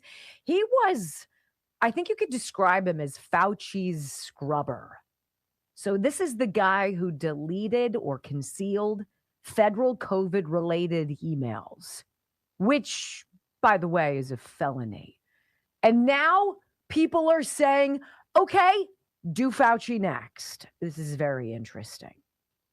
The Department of Justice announced Tuesday it has indicted a top Fauci-era National Institute of Allergy and Infectious Diseases employee for allegedly taking part in a scheme to conceal federal records regarding COVID-19 research grants. The DOJ said David Morins, who's 78, has been charged with conspiracy against the U.S., which includes destruction, alteration, or falsification of records in federal investigations, concealment, removal, or mutilation of records, as well as aiding and abetting. From 2006 to 2022, Morins served as a senior advisor to former NIAID Director Dr. Anthony Fauci. I just want to give you the details of what the Department of Justice is alleging this dude did. Morins and two unnamed co-conspirators, one of whom we widely believe is Fauci himself, and others, allegedly conspired during the COVID-19 pandemic to defraud the U.S. and commit related offenses after the NIH terminated one of the co-conspirators' grants. The grant, named Understanding the Risk of Bat Coronavirus Emergence, was terminated following allegations that COVID-19 originated from the Wuhan Institute of Virology in Wuhan, China. Of course, NIAID had awarded the grant to Company One. I don't know. Is that Eco Health Alliance? I don't know. In Wuhan Institute of Virology, right? And obviously, this is how COVID was born. Now, you're not supposed to know all this because they think you're stupid the same way they think you're stupid that James Comey just happened to stumble upon somebody writing "kill the president" in seashells. Got it. So now the big clamor is to turn the sights onto Fauci himself. Pressure is mounting on the Department of Justice to prosecute the architect, the guy who did this, the architect of a killer virus that wiped out 20 million people around the world, right? Let's just think about that for a minute. Can you imagine waking up in the morning and knowing that it was because of you, that there was literally nowhere on planet Earth that people didn't die? That because of you, children were set back with their communication, their connections with other human beings, their education by years? That because of you, how many terrified, alone senior citizens died because their families weren't allowed to see them during COVID because of you? There is a rampant distrust of medicine and science now. Can you imagine that? The indictment of Dr. Anthony Fauci's former advisor, David Morins, yesterday revived calls for the Department of Justice to prosecute Fauci himself for allegedly lying to Congress about funding risky research in China before the COVID-19 pandemic. Look, just like I don't think Comey is going to face jail time for seashells. I don't think Anthony Fauci is going to be perp walked and put into a jail cell for lying about gain of function research. But if we can completely tarnish his past, anything that he did, if we can expose to the world that never again do we allow ourselves to be scared to the point of being dictated to. So Morins is charged with conspiracy. Fauci's in the hot seat. And now you've got this group. I want you to hear what Ron Johnson had to say about this and how his team actually discovered this Dr. Morins guy. He had lied under oath and was absolutely deleting official government emails. It was Senator Ron Johnson and his team that had put out all this information and said, hey, went to all these universities where these guys were getting grants and whatnot and said, give us all your information. This is how Senator Ron Johnson learned about Dr. Morins being Fauci's official document eraser. Here it is. Well, first of all, I want to give a big shout out to my staff who literally found this needle in the haystack. We got a document dump of something like 115,000 pages. By the way, not from HHS or NIH. We got this from one of the universities that they were working with, providing grant money to. But in that tranche of 115,000 pages, my staff identified an email that David Morens, advisor to Fauci, wrote, and to paraphrase, said, we found a way to make FOIA-able documents disappear. And oh, by the way, people emailing me on the subject, don't email to my official account, email to my Gmail account. So old Dr. Morens, after 2 years plus of that disclosure, was arrested and indicted on conspiracy and destruction of federal records, and it's about time. It is about time, and it's also time for us to talk about Dr. Fauci's so-called pardon. Remember Joe Biden pardoning him? Was it really Joe Biden's pen? Was it an auto pen pardon? Well, these guys over at the White Coat Waste Project, they say, look, more arrests need to happen. The Fauci pardon has to be overturned after the DOJ indicts his top advisor for the COVID cover-up, alleging this is not some lone wolf guy. This was a systematic fraud. This is the same thing as the 2020 election, different subjects, same results. Got to get a lot of people in on it for it to work. And my, didn't they? David Morens was Fauci's top henchman during the COVID lab leak cover-up. He was the one coordinating with Peter Daszak and EcoHealth Alliance and Fauci behind the scenes, offline, destroying. He's admitted this in emails. This idiot admitted this in emails. That he worked with the FOIA lady, the quote unquote FOIA lady at NIH, to destroy emails. He was back channeling to Fauci, going to his home to bring him documents and have sensitive conversations with. Said Fauci was, too smart to say certain things on official emails, so he would use his Gmail in a violation of the Freedom of Information Act. So they were destroying records, evading FOIA, violating records retention laws, conspiring to commit felonies in some cases. And this is what we're seeing Morens held accountable for, at least the beginning of that. And if you read the indictment in the DOJ press release, there's a co-conspirator one who I believe is Dr. Peter Daszak from EcoHealth Alliance, of course, who infamously funneled Fauci's money to the Wuhan lab. And also senior official, not NIAID official number one, I believe, is Anthony Fauci. So they're both implicated in David Morens' illegal activity in terms of destroying federal records, violating FOIA, conspiring to cover up the COVID lab leak in Wuhan. And here are other details. The White Coat Waste Project has also uncovered that the leadership right now underneath Jay Bhattacharya, the FDA, is all Fauci-era people, all of his people. White Coat Waste uncovered evidence that other Fauci-era officials still at the NIH conspired with EcoHealth Alliance to violate a federal ban on gain-of-function research and to fund the dangerous animal tests in Wuhan that probably caused COVID. Come on! We know it did. RFK Jr.'s NIH has also promoted Morens' collaborator and gain-of-function cheerleader Jeffrey Taubenberger to replace Fauci, even though he tried to reinstate the disastrous NIH grant that funded the Wuhan lab after White Coat Waste exposed it and President Trump cut the funding and all of this. So you've got the guy who's replacing Fauci being basically as bad as Fauci. You just don't know who he is. And so now the eyes are on Bobby Kennedy Jr. Everybody's looking at him. This is your Department of Health. These are people under your purview. Why are we getting the same old people who were part of the fraud, the deception, the deceit, and the death of 20 million people globally? How are they still employed and in positions of power? Because until those people are gone, we trust nobody. I trust nobody. Well, when we come back on the Wendy Bell radio program, I want you to hear, this might be Senator Rand Paul's lone contribution, right? Lone contribution to the world. You're going to hear it next on the Wendy Bell Radio Network. Brock said that this morning to me. He's like, this is probably the one thing that Rand Paul was good for. And it was skewering Fauci and getting him his hands to shake during his Senate testimony, right? Senator Paul, you do not know what you were talking about. And you're like, I'm pretty sure he does.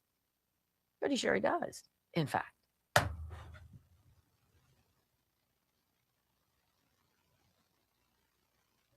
All right. The healthyfat.com, thehealthyfat.com/Wendy. There are some doctors I do listen to. And I very much appreciate Dr. Simkovich. Very, very much. I very much appreciate doctors like McCullough at the Wellness Company.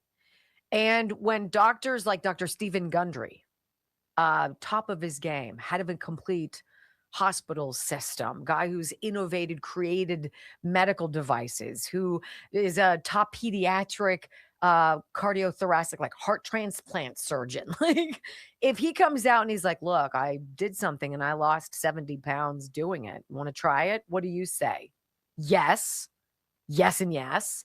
And then when he says, well, all you have to do is put a scoop of this stuff in water and drink it once a day. Would you want to try that? Yes. Well, you can. I drink it. It's fabulous. Completely kills your appetite.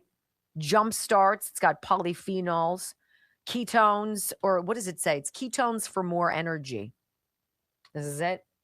MCT Wellness, but you get it by going to thehealthyfat.com/Wendy. Thehealthyfat.com/Wendy. You're already drinking water. Why don't you just put a scoop of that in it and be like, now I don't have to worry for 4 or 5 hours. I don't have to eat anything because I'm not going to be hungry. 70 pounds. Thehealthyfat.com/Wendy. It works. Thousands of people have lost 70 pounds or more. That's nutty. That's what Brock lost. That's crazy. That's half of a person, right? Wow. Or a small child. You kind of birthed a small child. A small child, maybe like a 6th grader. Mm-hmm. I have big children, so 70 pounds. When was the last time you were 70 pounds? 4. Oh, shush. Stop. I was a dumpling. You were a dumpling? This is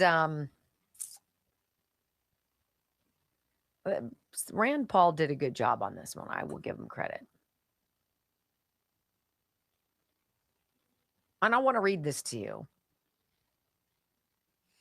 He's been a thorn in the president's side, for sure. Oh, John Fetterman's on. Oh, he's talking about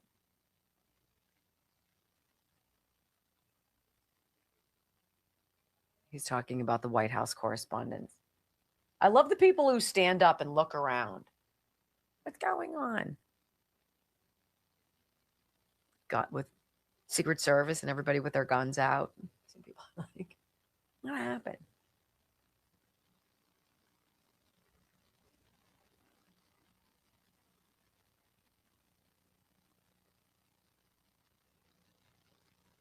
Ooh, your girl looks pretty today. Sandra Smith. I don't get to see her anymore. You made us break up. It's his babe. You made us. It's his news babe. Everybody's got to squeeze. Who's yours? Who's your news babe? Tell me. Tell me in the comments section. I want to know. You ruined our relationship. Even if it's a hack lefty, it's okay. Tell me who it is.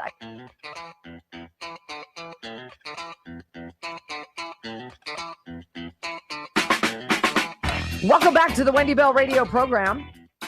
You know, Rand Paul has been an interesting individual to pay attention to over the last several years. He kind of got a little bit of Thomas Massey in him, right? Where it's like anything to resist Trump. I guess they've had words. Obviously, we know this. And he's become somewhat obstreperous with voting. Senator Paul, are you going to vote for all of that? Are you going to vote for the Save America Act? Or are you going to be a jerk and say no because you think it's going to screw Donald Trump? Well, it screws this country. This is what I like about John Fetterman. Country over party. It's a novel idea. But I want to take you back to something that Senator Paul wrote in July of last year. And this is something that clearly didn't get a whole lot of press. Because he has been like white on rice on Tony Fauci. Rand Paul has. And this is what he writes. This is his official Senate letterhead. Senator Rand Paul re-refers Dr. Anthony Fauci to the Department of Justice. Listen to this. Dr. Rand Paul, Republican out of Kentucky, today renewed his referral of Dr. Anthony Fauci to the Department of Justice for potential criminal prosecution, following new revelations that Fauci was granted a presidential pardon using an auto pen operated by White House staff without clear evidence of President Biden's direct authorization. It says this: in July 2023, I referred Dr. Anthony Fauci to the Department of Justice for lying under oath to Congress. His own emails directly contradicted his sworn testimony, Dr. Rand Paul said. The New York Times reports Fauci was quietly pardoned by an auto pen operated by Biden's staff. If the president didn't authorize this pardon personally, then the department has a duty to investigate and prosecute as it would any ordinary citizen. Fauci has been sainted by the extremist left, but it doesn't erase his lying before Congress. Senator Paul's original criminal referral cites Fauci's 2021 testimony before the Senate, where he denied that the National Institutes of Health funded gain-of-function research in Wuhan. Well, it just so happens that we have Tony Fauci's moment of perjury here for you to chew on. Let me finish. You take an animal virus and you increase its transmissibility to humans. Right. You're saying that's not gain of function? Yeah, that is correct. And Senator Paul, you do not know what you are talking about, quite frankly. And I want to say that officially. We don't know. Well, we don't wait know a minute. If it did come from the lab, but all the evidence is pointing that it came from the lab, and there will be responsibility for those who funded the lab, including yourself. I totally This committee will allow the witness to respond. I totally resent the lie that you are now propagating, Senator. That is Can't not. get away from it. It meets your definition, and you are obfuscating the truth. I'm not obfuscating the truth. Senator You are the Paul's one time is- to No one's saying result they are. No in one's saying those SARS-CoV-2. viruses caused the pandemic. Senator Paul, We're saying they are gain-of-function viruses because they were They're not. animal viruses that became more transmissible in human, and you funded it. And you admit the truth. And you are implying that what we did was responsible for the deaths of individual. I totally resent could that. have And been. if anybody could is have been. lying here, Senator, it is you. Wow, sounds a little defensive. I'm not defensive. Who's defensive? Right? That was Fauci lying to protect his own butt. Because yes, we know for a fact that he used millions of U.S. taxpayer dollars that he funneled by way of Peter Daszak at EcoHealth Alliance and Dr. Ralph Barrick at the University of North Carolina, Chapel Hill, and worked in conjunction with Xi Zhengli, the bat lady, at the Wuhan Institute of Virology in China, because that made sense to fiddle with a freaking virus and make it deadlier in human beings. And that was under the guise of, well, that's research. We've got to make sure if anything happens that we've got the right antidote for it. Really?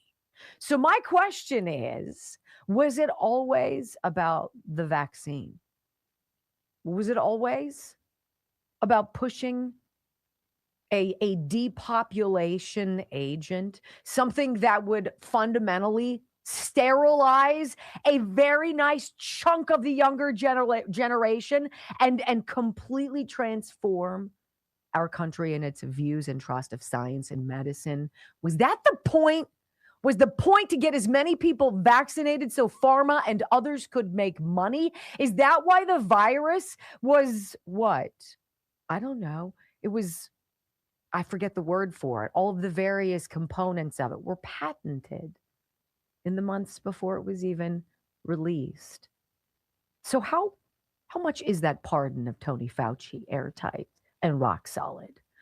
I think we've got inquiring minds all over the world who would like to know. That, Senator Paul, was your gift to America. And I say thank you. When we come back, so much more. Let's remember what he did to us next.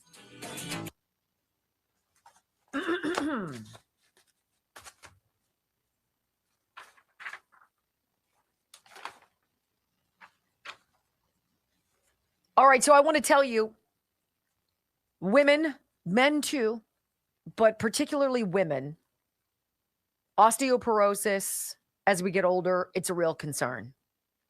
I'm particularly intrigued by this Healthy Cell for bone health.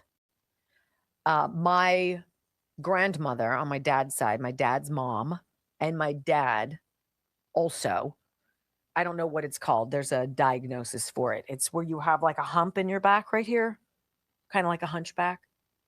My grandmother, it was extraordinarily pronounced in her as she got older. And I can see my father has the same thing, not to the degree that she did.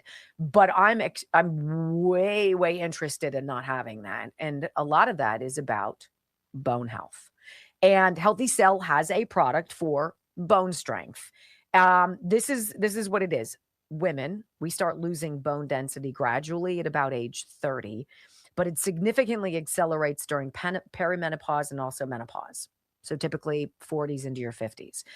And this is because of obviously plummeting estrogen levels, which are crucial for bone maintenance, and it leads to rapid loss, often up to 20% in the first few years post-menopause. This is the time to be taking this product. Healthy Cell just launched this new product called Bone Strength. It's a gel supplement that has calcium, of course, but also several other vitamins and minerals that are key to maintaining strong bones. We're talking vitamin D, vitamin K2, magnesium, zinc, and more. In fact, it replaces 12 pills worth of supplements. It has a delicious tropical flavor that's so much better than taking pills. Healthy Cell's bone strength rather. Bone strength. Why? Why wouldn't you? Why wouldn't you? Why shouldn't all of us? healthycell.com/Wendy. Their products are phenomenal. And I'm telling you, I don't want to be that. I don't want to have that bone problem. I hope I don't become that way. We'll see. If you do, can I call you Quasimodo? We'll get you a bell and a tower. Oh, if you can't make fun of it. Really? Q. I'll call you Q. Don't you think that's very interesting that Rand Paul was that dog on a bone? He's become that dog on a bone to contradict President Trump, but he's that on it with Fauci to urge the DOJ to review the legality of the pardon. So it's been 11 months, yo. What do we know? Maybe that happens soon. Because Fauci, apparently, according to the White Coat Waste Project, is that co-conspirator number 2. Pretty interesting. Did it get freezing? No. Oh, my goodness. Gravy. Oh,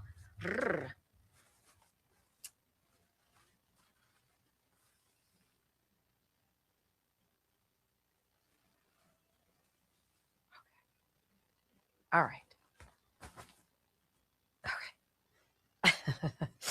So much better. Okay. How you doing? If you have not written down his number yet, I will say the one part of my life, aside from my brush with the law and criminality, in those ugly green pants, as a youngster, I would say the biggest thing that I struggled with were really bad headaches. I had really debilitating headaches, and there were multiple family vacations that I spent in the dark on a cruise with my mom and dad and my sister. The number of birthday parties I had to come home from because I would swim, and if I went down too deep, it would trigger one of the headaches. And one of my headaches, I was out for the count, and I've never experienced pain like that. It's just the most isolating, miserable, alone feeling. It's just terrible. If I had known and it was available at the time, I would have gone to Dr. Simkovich. I would have crawled to Dr. Simkovich at the Simkovich Concussion Institute. It's not just about having your head get hurt. It's not just about your brain, getting hurt. It's about issues that, whether you were born with them or otherwise, cause you problems. Dr. Simkovich fixes them with his hands. He fixes you without surgery, without instruments, without blood. And it works. And so if you suffer that miserable pain of headaches and you're missing life, 412-366-3700. Don't. I feel like a sympathy headache coming on right now. Stop it. It's just the worst. I would rather be stabbed than feel that. It's just terrible. And it's so alone. Don't be. SimkovichConcussionInstitute.com. SimkovichConcussionInstitute.com. 412-366-3700. He's all that. I really wonder how strong his pardon is. What do you guys think? Gonna hold up? They've got to be able to take it away. There's got to be some kind of prosecution for that guy in some way. 2.1 thousand rumbles, 5,200 watching. Thank you. Wait, come on, just click that thumbs up button underneath the video box and hit follow. I'm worth it. That's kind of creepy.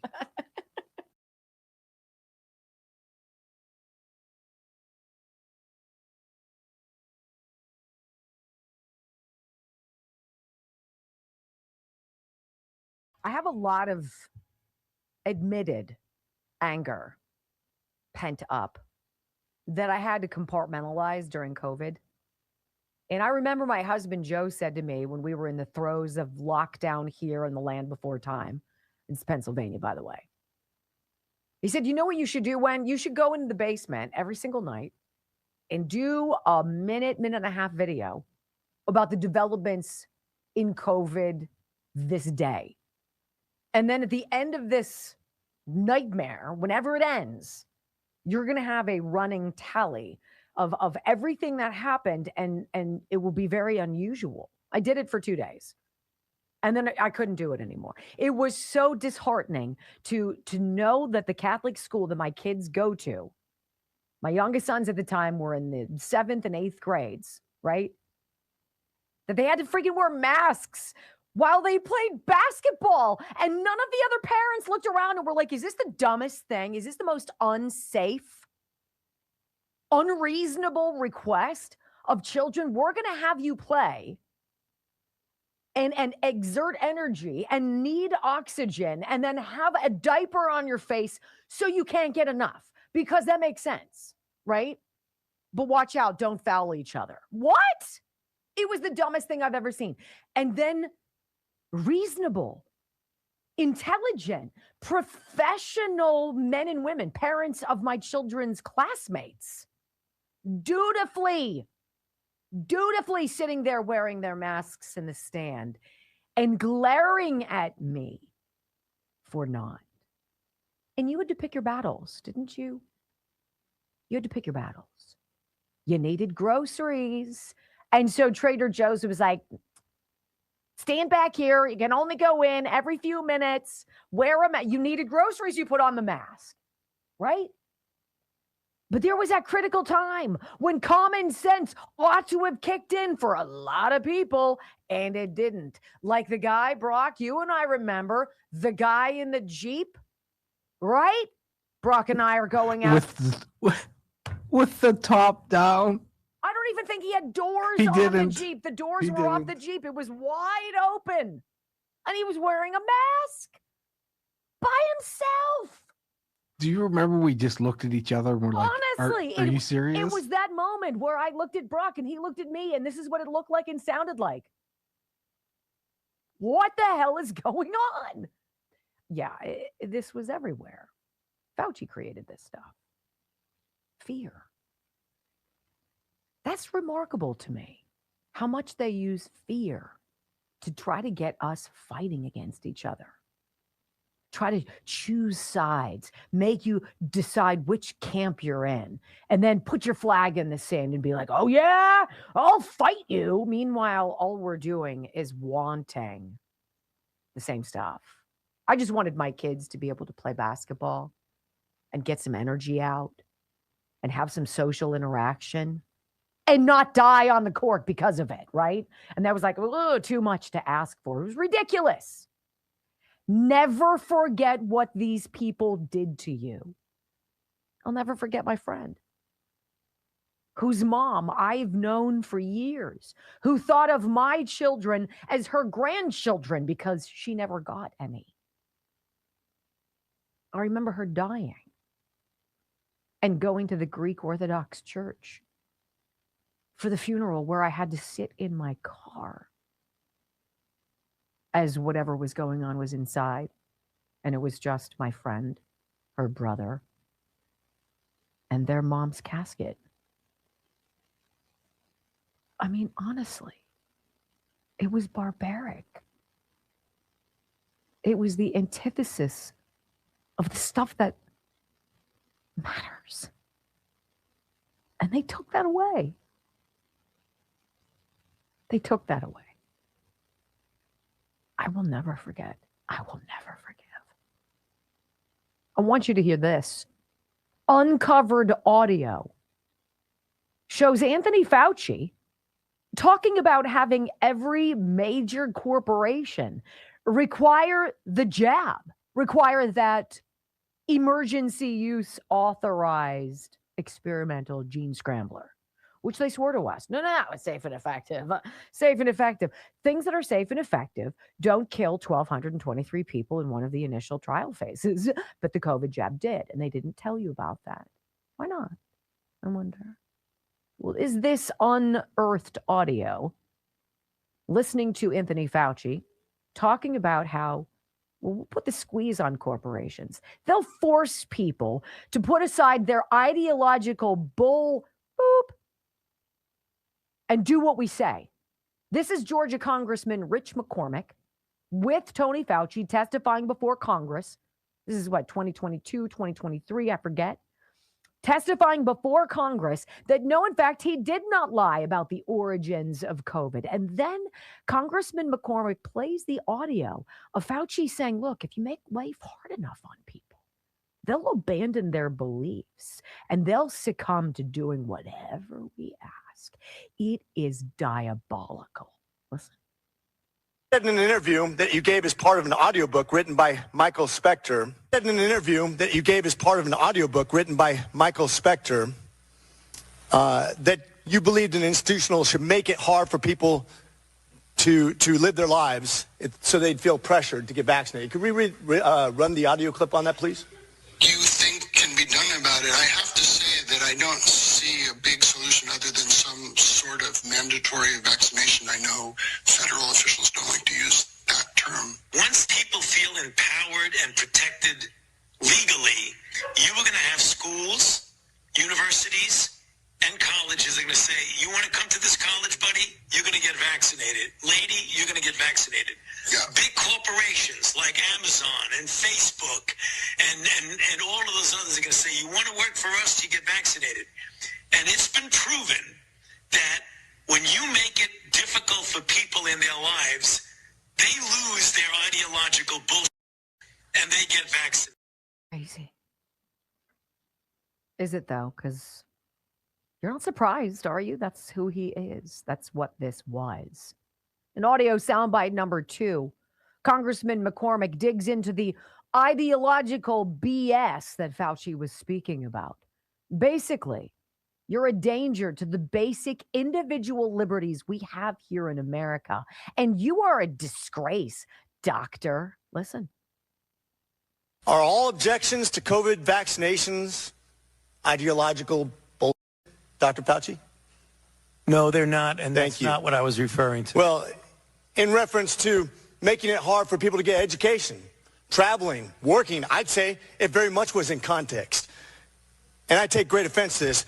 Miss Allison Williams testified before this committee about losing her job because she sought an exemption for ESPN's vaccine mandate, which came from recommendations from bureaucrats like yourself.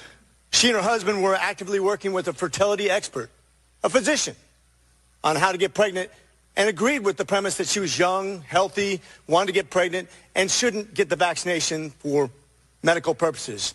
But she was fired because You made it hard, just like you said in your statement, because you didn't want to make sure that the ideological bullshit got in the way of her working, of living her life, of making a medical decision with her healthcare professional. I think America should take great offense to this.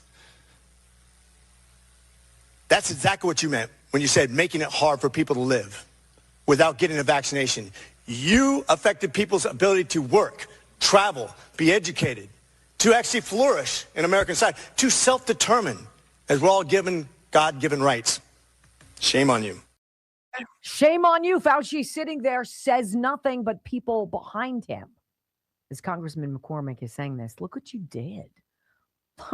Look what you deceived the people into doing. Look what you stole from us. And people in the back nodding their heads. Fauci, expressionless, says nothing. And then the total knockout. You have caused so much damage and so much destruction, it will be felt for years.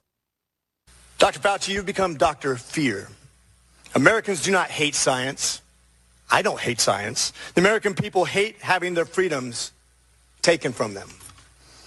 You inspired and created fear through mass mandates, school closures, vaccine mandates that have destroyed the American people's trust in our public health institutions. This fear you created will continue to have ripple effects over generations to come. You have already seen its effects in education, in the economy, and everything else.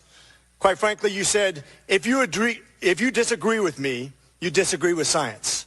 Dr. Fauci, I disagree with you because I disagree with fear. 100%. Senator Ron Johnson, who has also been dogged. We've heard from him once. I've got two more quick bites, but it's important. The first one, the Wisconsin senator reminds us that David Morin's indictment is just the tip of an iceberg, that all along was about bribery and blackmail and lying to the world.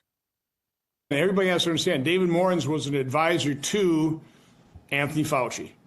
And it's pretty obvious to me that Anthony Fauci, Francis Collins, they all were covering up what was obvious to most of us pretty early on, that the coronavirus did not look like something that evolved from nature, but that was man-made.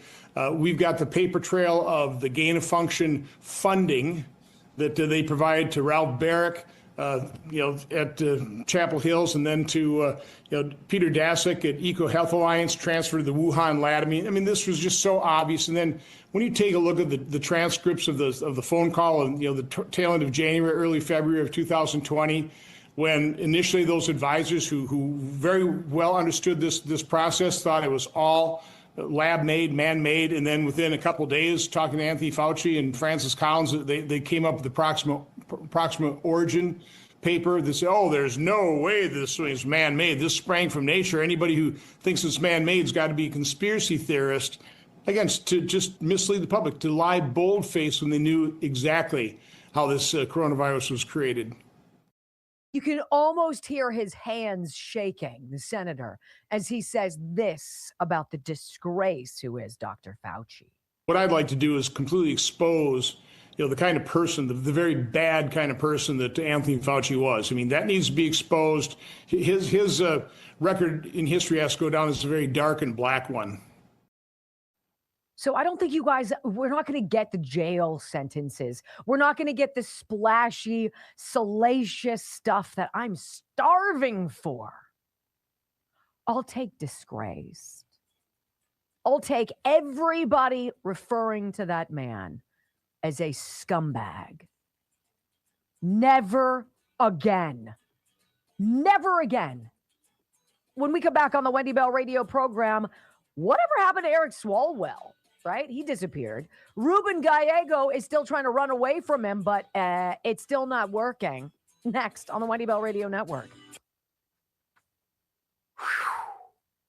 Right?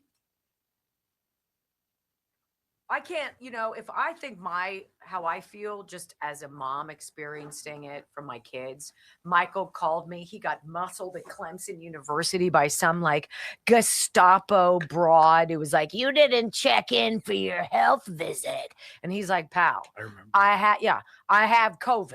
I'm not checking in. I'm positive. I'm at home. And then if he didn't check in after all of that, he's like, I already had it. I had it. And it's some bean counter moron. He's like, I'm just going to do my job and I'm going to make sure that blah, blah, blah. And it's like, where's your critical thought? Where's your critical thought? Right? And then they threaten you. You'll be expelled. You'll lose your blah, blah, blah. You won't graduate. Ooh. All right, so he's leaving, which is a bummer because I want to talk to you guys about Wendy Loves Gold, Texas Bullion Exchange. You know, some people collect stamps. Some people collect measuring spoons, cookie cutters, whatever you collect.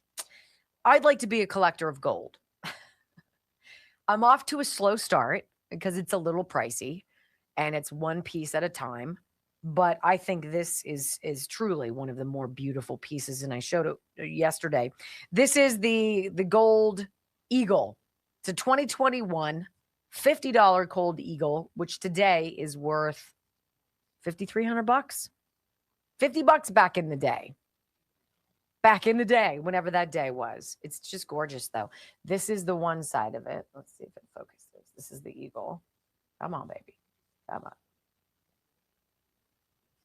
There you go. So look at that. Isn't that beautiful? Just exquisite. $50, 1 ounce, fine gold. And the other side, this is how it comes to you. This is how it comes to you from Texas Bullion Exchange. Everything is certified. Everything has a barcode. Everything has one of the hologram jobbies, right? Everything, every coin, every bar, every brick.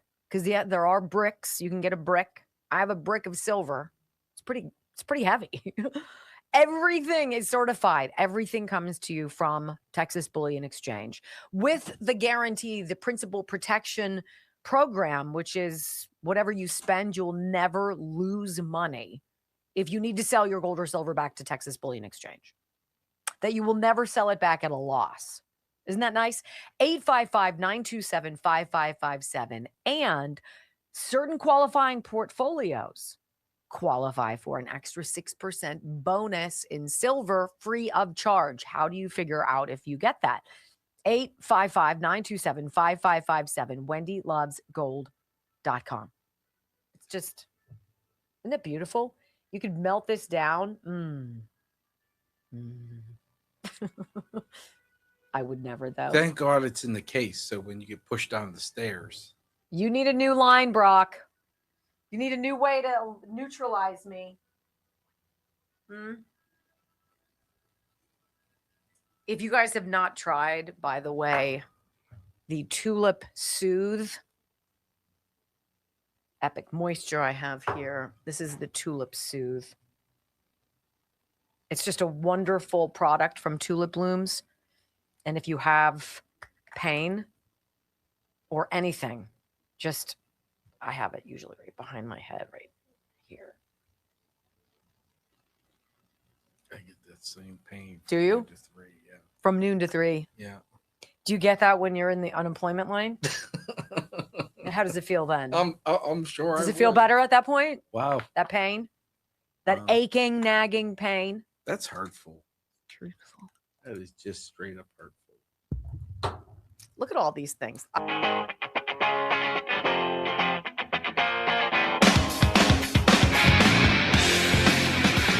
Welcome back to the Wendy Bell Radio program. I am Wendy, and it's great to be with you. Okay, so this Ruben Gallego guy. Isn't it amazing how much we are seeing?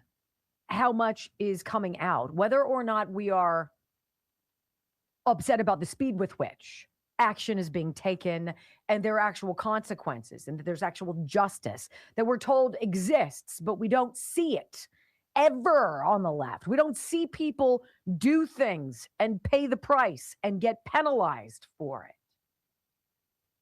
And it's making me angry every single day.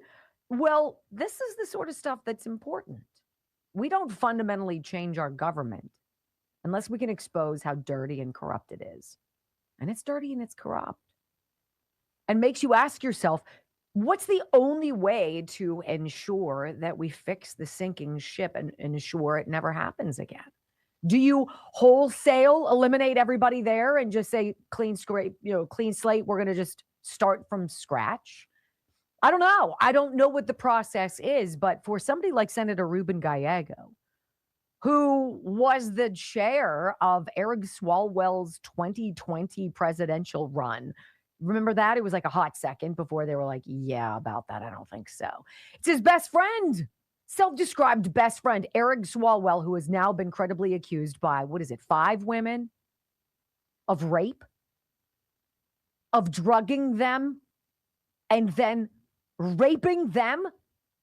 Well, Ruben Gallego has been trying to run senator from Arizona, and it's still not working, right? I want to read you this. We haven't heard a whole lot about former Democratic Representative Eric Swalwell over the past couple of weeks, presumably because the investigations are continuing into the disturbing allegations of sexual assault, rape that were made against him earlier this month. Obviously, he bowed out of that California governor's race and then resigned from Congress. But is that enough? Well, no, not if you're a victim of his crime. Never, no.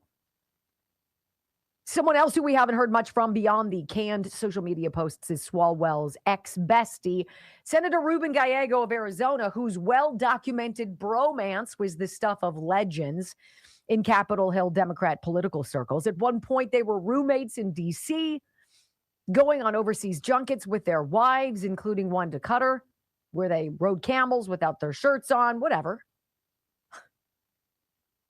When the story of the sexual harassment allegations first broke, though, right? Gallego's first instinct was to try to cast doubt. And pay attention to the strategy. This is the strategy. What? That doesn't sound like the guy I know. That clearly can't be happening. And then they gauge social media, see what people are saying. There's outrage. Mainstream media picks up on it. All of a sudden, here's Ruben Gallego saying, he was hiding this double life from us. I just didn't know. I, too, am so surprised. And of course, I believe all women, right? And then after that, when that didn't stick the landing, he went full on, let's call a quick press conference. And he looked like he was on speed. And it was a deer in the headlights look when he was asked if he ever spotted any kind of suspicious behavior. Gallego's stock responses have been to suggest, of course, that Swalwell was living this double life. He had no idea of it beyond some flirting he hadn't heard about much, right? Well, when we last checked, Anna Paulina Luna, the firebrand from Florida, had referred allegations that were sexual in nature against Ruben Gallego himself, and which Luna said possibly had an element of human trafficking to them. What's he doing? Banging people from other countries that are trafficked for this? I don't know. But Anna Paulina Luna has alerted Senate Majority Leader John Thune. There's credible allegations against this guy as well. You better look into it. Gallego has denied any wrongdoing, stating without evidence, of course, through a spokesman, that the allegations are right-wing conspiracy theories being parroted by fringe far-right members of Congress. You know, I don't know about that, Ruben. I don't know about that. I don't think if somebody accuses you of something that you should blame somebody else and accuse somebody else of trying to smear you. I, for one, if I was innocent, would be shocked that I was labeled. And then I would be outraged that somebody would make up a story about me. I wouldn't talk about anything else. I would call a press conference and say, anybody with any information, DNA, audio, visual, implicating me in any kind of crime, let alone a sexual crime, come forward now. I want to know. We want to know. Let's get it out in the public. But Gallego is very much in the shadows. He's hoping all of this blows over and that the public's 24-hour news cycle mentality, which is now probably down to 4 hours, will allow this to just be memory hold into the ash heap of thought. I don't think so, Ruben. And I don't think Anna Paulina Luna is about to walk away from this fight. Much more to come on that, ladies and gentlemen. A lot more to come on that, mark my words. When we come back, hour number 3 of the Wendy Bell radio program, moments away, my friends, and we're going to talk about the United Arab Emirates leaving OPEC. And you're like, wow, that sounds sexy. Oh, it really is. It has huge implications on us, and you're going to want to hear every one next. So this is to Brock's credit. He said this yesterday. He's like, I can't understand why nobody's talking about this UAE leaving OPEC thing. And I even was like, wah, wah, wah. I wasn't really listening to him because I was frustrated about something else. Then he sent it to me again today, and he's like, read this. And I was like, oh. And then he sent me Carl Higbee, his boyfriend. It's okay. You're allowed to have a boyfriend. It's 2026. That's different. I don't know his heart. Like Ruben Gallego knew. That was kind of gay. Eric's. It was very kind gay. of. Yeah, it was very gay. Kind of. Yeah. What dude out there? Yeah, Ruben has ever said, you've got to set I know it his up. heart. So apparently when questioned about Eric Swalwell's flirty behavior and, I don't know, drugging people and allegedly raping them, he was like, oh, I know his heart. What guy's ever said that? What guy would ever look at his friend and go, I know your heart? Someone who's having sex with him? I don't know. Oh, he's just like, is everybody having sex except all of us? I don't know. Doesn't it seem like everybody else is having sex? Everybody else is being deviant. Everybody else is in the shadows doing stuff. I'm like, damn, I've got a really boring freaking life. I'm looking at the Amish frame my roof, and I'm like, how you doing? Right? I know his heart. Yeah, I know his heart. What? That's something you would say about your kids. I know their heart's in the right place, but Ruben Gallego saying that about another man? Not buying it, Rube. Were you roommates, like with benefits? Maybe he got roofied. Maybe he was in the Senate on Amy Klobuchar's desk. Do you think he woke up feeling a little different the next morning? It was fine. He knew his heart. Blood Flow 7 by Juvenon. All right, you hear me talk about it, and I sit here and I'm like, look, if you do nothing else today but buy this and start taking it immediately, you're going to be better off, which I do. I say that all the time. But I'm going to read you what they say about why Blood Flow 7 is so important. Feeling tired, sluggish, maybe a little foggy could be your blood flow. I know, right? Blood Flow 7 by Juvenon is scientifically designed to support healthy circulation. So you feel energized, you feel clear-headed and vibrant again. I will say 100%. Yeah, but that's not what did it for me. Packed with natural ingredients like nitrosigine, S7, and transveretrol, Blood Flow 7 works by boosting nitric oxide levels. This is a molecule that relaxes blood vessels and helps your blood flow freely to every corner of your body. That means more oxygen and more nutrients to your brain, to your heart, to your muscles, and even places that might need a little extra help as you age. All right, they're being so coy. With just one dose a day, you can reclaim your stamina. This 100%. Reclaim your stamina, support heart health, improve overall vitality, all without caffeine or stimulants. Try it. Bloodflow7.com/Wendy. And if you're a guy and you obviously need to be concerned about your testosterone levels, low testosterone is accompanying so many different problems that men have beyond weight. Alpha Gold Male is the same stuff, but it's for you because it has to deal with testosterone. Okay. Bloodflow7.com/Wendy. If you do something that you did in your past that now you're like, I just don't have the energy anymore. It's like, that hill is so high or it's so, I can't do it. Try it after you take this for a week and get back to me. WendyBellRadio@gmail.com.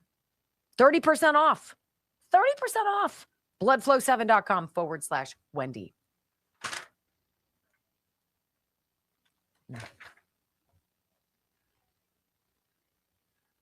2.3.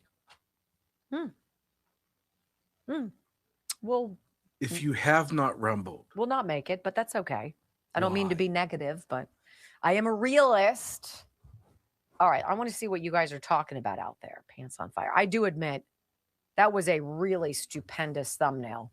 Are you enjoying AI, Brock? It's nice because it doesn't take time away from preparing for the show. You know, like I just type in what I want, and usually it takes 3 or 4 prompts to me get exactly what I want. But like as soon as I type it in, I hit return and I'm back to like editing and in a couple minutes I'll go back. It's there. So, okay, we'll change this. That's awesome. Yeah. And I could never do something like it did today. I don't have the skills to do that. Carl is 4 minutes. Hmm? How long is Carl? Carl is 3:16. Oh, there he is. Okay, 3:16. So, okay. So I brought this up yesterday, and I read the breaking news. I talked through Anna Polina. I'm sorry. That's all right. And I was flabbergasted that nobody was talking about it, you know. So at 6 o'clock, I'm like, oh, I wonder what Carl's talking about today. And he's like, I can't believe nobody's talking about this. I'm like, Mom. Yeah. He has a great Carl and I were on the same. Yeah. He has a great way of delivering information. It's That's what we were talking about. I very much enjoy his style. I think Newsmax has quite a few good people on. A lot of this stuff is so hard. Like when you read the newspaper and you read these people that John Solomon, great reporter. Great reporter. Love him. Terrible stuff to try to report because it's long form. It's super And he goes back and forth. Like you really have to read it. Yeah. Right. I agree. And Carl is able to sum it up. And so is like, I do like their Finnerty, Carl Finnerty and Schmidt. Rob Schmidt's good. I like the three of those Yeah. guys. I'm not a huge what's his face guy, the guy at night, late at night, or whatever his name is. What's his Greg name? Kelly. Yeah. Those are the three guys. If I'm gonna watch, He's fine. I don't have anything against him, but if I had to choose, he wouldn't be in my top three. but Those three. he sums it up very nice and puts it to where you can understand. Though it. I've called each of them individually a boyfriend and got no response. It was very. You didn't call Carl a boyfriend. I sure did. Did you? I think so. That's my boy. You can't do that. Oh, you're claiming Carl now. We're being a little Gallego-y. I don't know his heart. I'd drink a beer. Anything sore? What's that? What'd you say? Nothing. No, say it. Nothing. Say it. No. Say it. No. Say it. Do it. Do it. Do it. Do it. Do it Do it live. 3, 2, 1. Wendy Bell, America's anchor mom, fighting for America 1 hour at a time. Welcome to the family.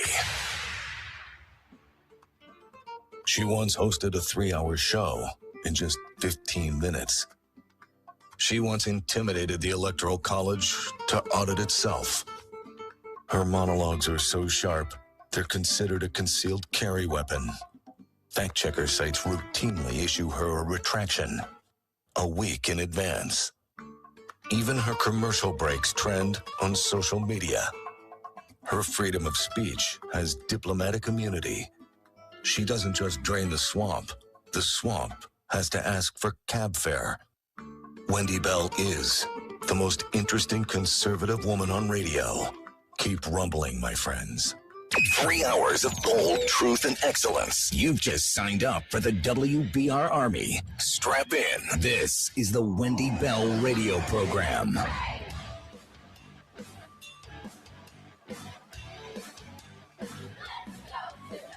Welcome back. Hour number 3 of the Wendy Bell radio program is live. You know, it might not be the sexiest thing to talk about, or it might just be the hottest damn thing you hear all day long, right? This president of ours and what he is doing in Iran, what he is doing with this blockade in the Hormuz Strait, what he's doing dealing with the world's oil supply is having, and by the way, the relationships he forged in the opening months of his second term, remember when he flew all across the Middle East and they granted him with pomp and circumstance and camels and dates and palm fronds and all of that? Yeah, what he was doing was forming some very important alliances that would ultimately squeeze out Iran. But what he was also doing was seeing months in advance the ultimate squeeze of the oil cartel. the dismantling of OPEC, the Organization of the Petroleum Exporting Countries. Now, do you guys remember back in 1973? I was 3 years old. I don't remember, but I remember being a little girl in my dad's VW Bug. It was cherry red, and it was his day to fill up. Remember how they did that? Remember waiting in line? Long freaking lines. People turned off their cars because they didn't want to use up their gas. You went on certain days because of it. Well, in 1973, OPEC cut the world's oil supply and imposed an embargo on countries that supported Israel during the Yom Kippur War. The Yom Kippur War. OPEC's cuts began at about 5% a month and then later got worse. And that contributed to the oil crisis. So this is just like a cartel just of oil producing countries putting the squeeze on everybody else because they didn't like what some countries were doing and with whom they were doing business and supporting. That oil embargo helped trigger U.S. stagflation. Oil prices went up, fuel became scarce, inflation cranked up, and economic growth totally stalled. And the U.S. saw those gas shortages, right? Higher consumer prices and production disruptions as the price of oil roughly quadrupled back in the 70s worldwide. Well, I want to tell you about the United Arab Emirates because they just quit OPEC. They were like, you know what? We're going to done being a part of you. We don't need you to tell us what to do. We have our own ability to produce more oil than we already are. Billions of barrels, millions of barrels worth, right? Every week. We can do without you, which means the UAE now is no longer following OPEC's production quotas or their collective oil policy decisions, so the country can pump and export oil more freely. Like in practical terms, the UAE is now free to do what? Drill, baby, drill. And this is exactly what's going on, putting the squeeze on Iran, which wants to do what? Stall, drag out these negotiations with America and Israel with no intent of signing anything, of course, but draw it out long enough to rearm, right? So they can continue fighting this president and this war. Well, this is, though, very exciting. And I want to read you a little bit from this Breitbart article before we dial in Carl Higbie, who last night did 4 minutes on the topic, which is absolutely stellar. So the United Arab Emirates announcing this week that it would leave OPEC effective May 1st is the hardest blow the oil cartel has ever absorbed. The UAE has been part of the cartel since 1967 and is OPEC's third biggest producer, one of only 2 members with meaningful spare capacity. And its departure removes 13% of OPEC's production capacity. No top-tier producer has ever walked out before. Now, many Americans might have missed the significance of the UAE exit because it hardly registered in financial markets. But crude kind of barely flinched, which is understandable because the Strait of Hormuz disruption is pretty dominant right now, right?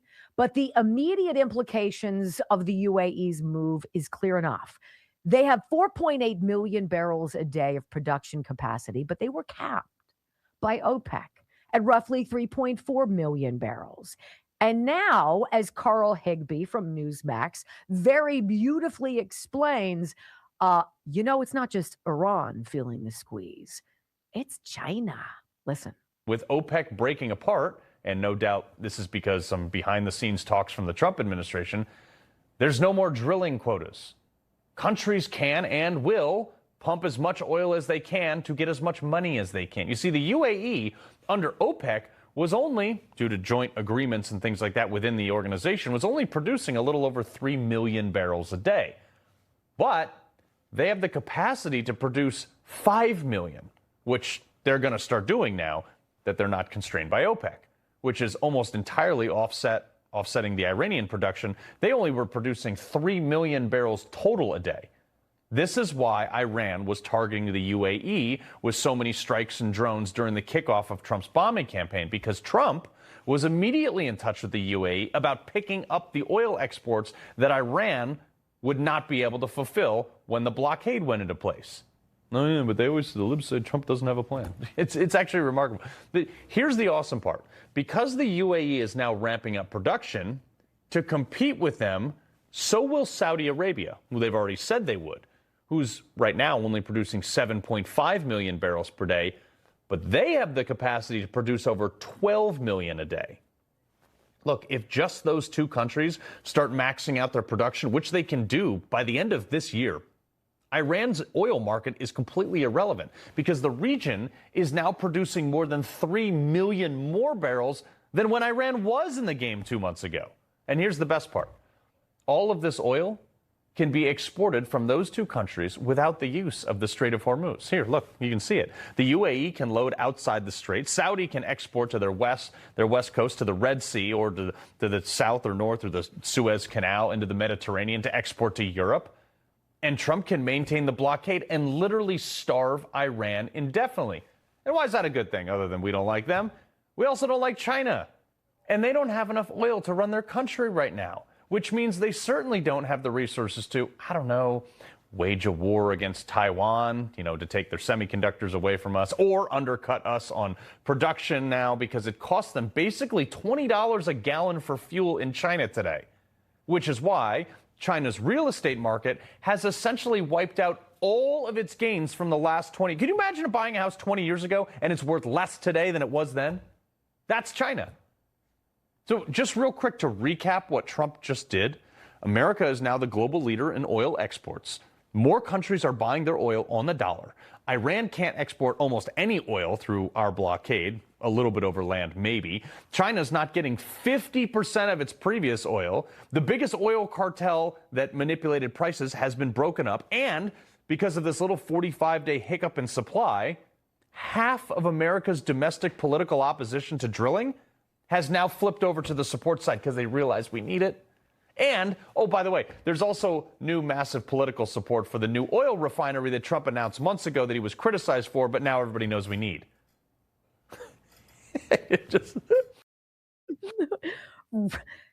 Drill, baby, drill, is what the president has said from the beginning. Energy independence. You've got everything you need under your feet. And so do so many other countries. So restructuring the global trading system. The president who had no plan, he has no idea what he's doing. This is a reckless war. Those poor innocent Iranian people. He said he was going to obliterate their whole civilization. The man is a monster. No, he's a businessman and he gets how the game is played. And he's not part of a grift. He's not beholden to some higher power. There's nobody with the blackmail goods to squeeze him, to force him to do this or that. And now all of his early plays last year, the travel, the camaraderie, the board of peace, getting people from all of these countries to stand behind you, countries that were once considered our adversaries, having them join behind the president of the United States in a unifying form of peace. Do you think China had any clue what was coming? Do you think Iran is going to survive much longer, losing $500 million a day because it can't get its oil out? You've got a major humanitarian crisis, obviously, now in Iran. And who's going to be asked to go and fix it? Of course, it will be President Trump. Drill, baby, drill. Where are all those environmentalist wackos now? When we come back on the Wendy Bell radio program, my friends, when discovering the truth puts your life in danger, Houston, you got a problem. I got to tap you guys into what Congressman Tim Burchett said yesterday. And yes, it is about the aliens. Next.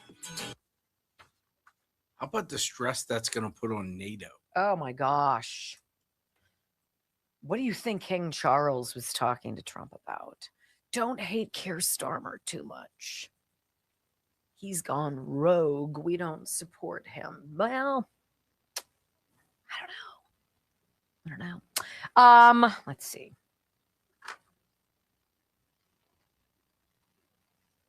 Oh, wow. All right, so this is interesting. I want to talk to you guys about Native Path collagen peptides. Get nativepath.com/Wendy. If you wake up stiff and you feel like your body is kind of working against you, you're eating well and you're trying to lose weight and the scale is not moving at all, I need you to think about this. There is one nutritional gap that ties all of these symptoms together, and most doctors never bring it up. Right? We've been talking about this on this program for several months now. After 30, your body loses collagen every single year. And collagen is the protein that keeps your metabolism running, your hunger in check, your joints cushioned, and your skin firm, taut the way you want it. Most collagen supplements are loaded with fillers and ingredients you can't even pronounce. GetNativePath.com/Wendy is one ingredient. It's just one. It is grass-fed collagen peptides, nothing else. It's no fillers, third-party tested though for purity. One scoop in your morning coffee and you're done. Thousands of customers report less joint pain, better skin, and real weight management support. You can try it risk-free for 365 days, risk-free. Try it. Use the whole bottle. Say, me, I don't like it. And they'll give you your money back. They're giving you up to 45% off just to get it, to try it. GetNativePath.com/Wendy. I love it. I think what it does is important. And I was honest with you guys when I said I'm doing this every single day. And I'm going to do it every single day. Forever. Right? I'm gonna fight as much as I can. U.S. Senator Marsha Blackburn has proposed a 9-Republican, 0-Democrat redistricting map for Tennessee to redraw, thanks to the Supreme Court ruling against racial gerrymandering under the VRA. The implications of just how many conservatives live in the South, and then how they tried to carve out these districts of, Black neighborhoods with Black representatives. No, said the Supreme Court. So that's over. We'll see what ends up happening. I don't know. It could be this decision. I don't mean to be like excited about it, but it's exciting. It could really be a blow for the Democratic Party, like a perma blow. Jim Clyburn losing his spot. James Comey is officially under arrest for CNN. Okay. Wow.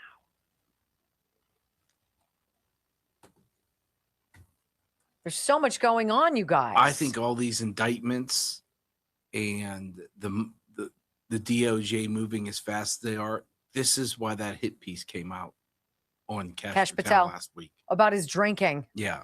It's a very imparting with USA Hockey. That was their aha moment. We got him. We got him. Alcoholic. And let's hear all of the unidentified anonymous sources who wouldn't go on the record because they were fictitious. And so is journalism these days. Sad. No, Brian Stelter is still out there. He knows what he's talking about.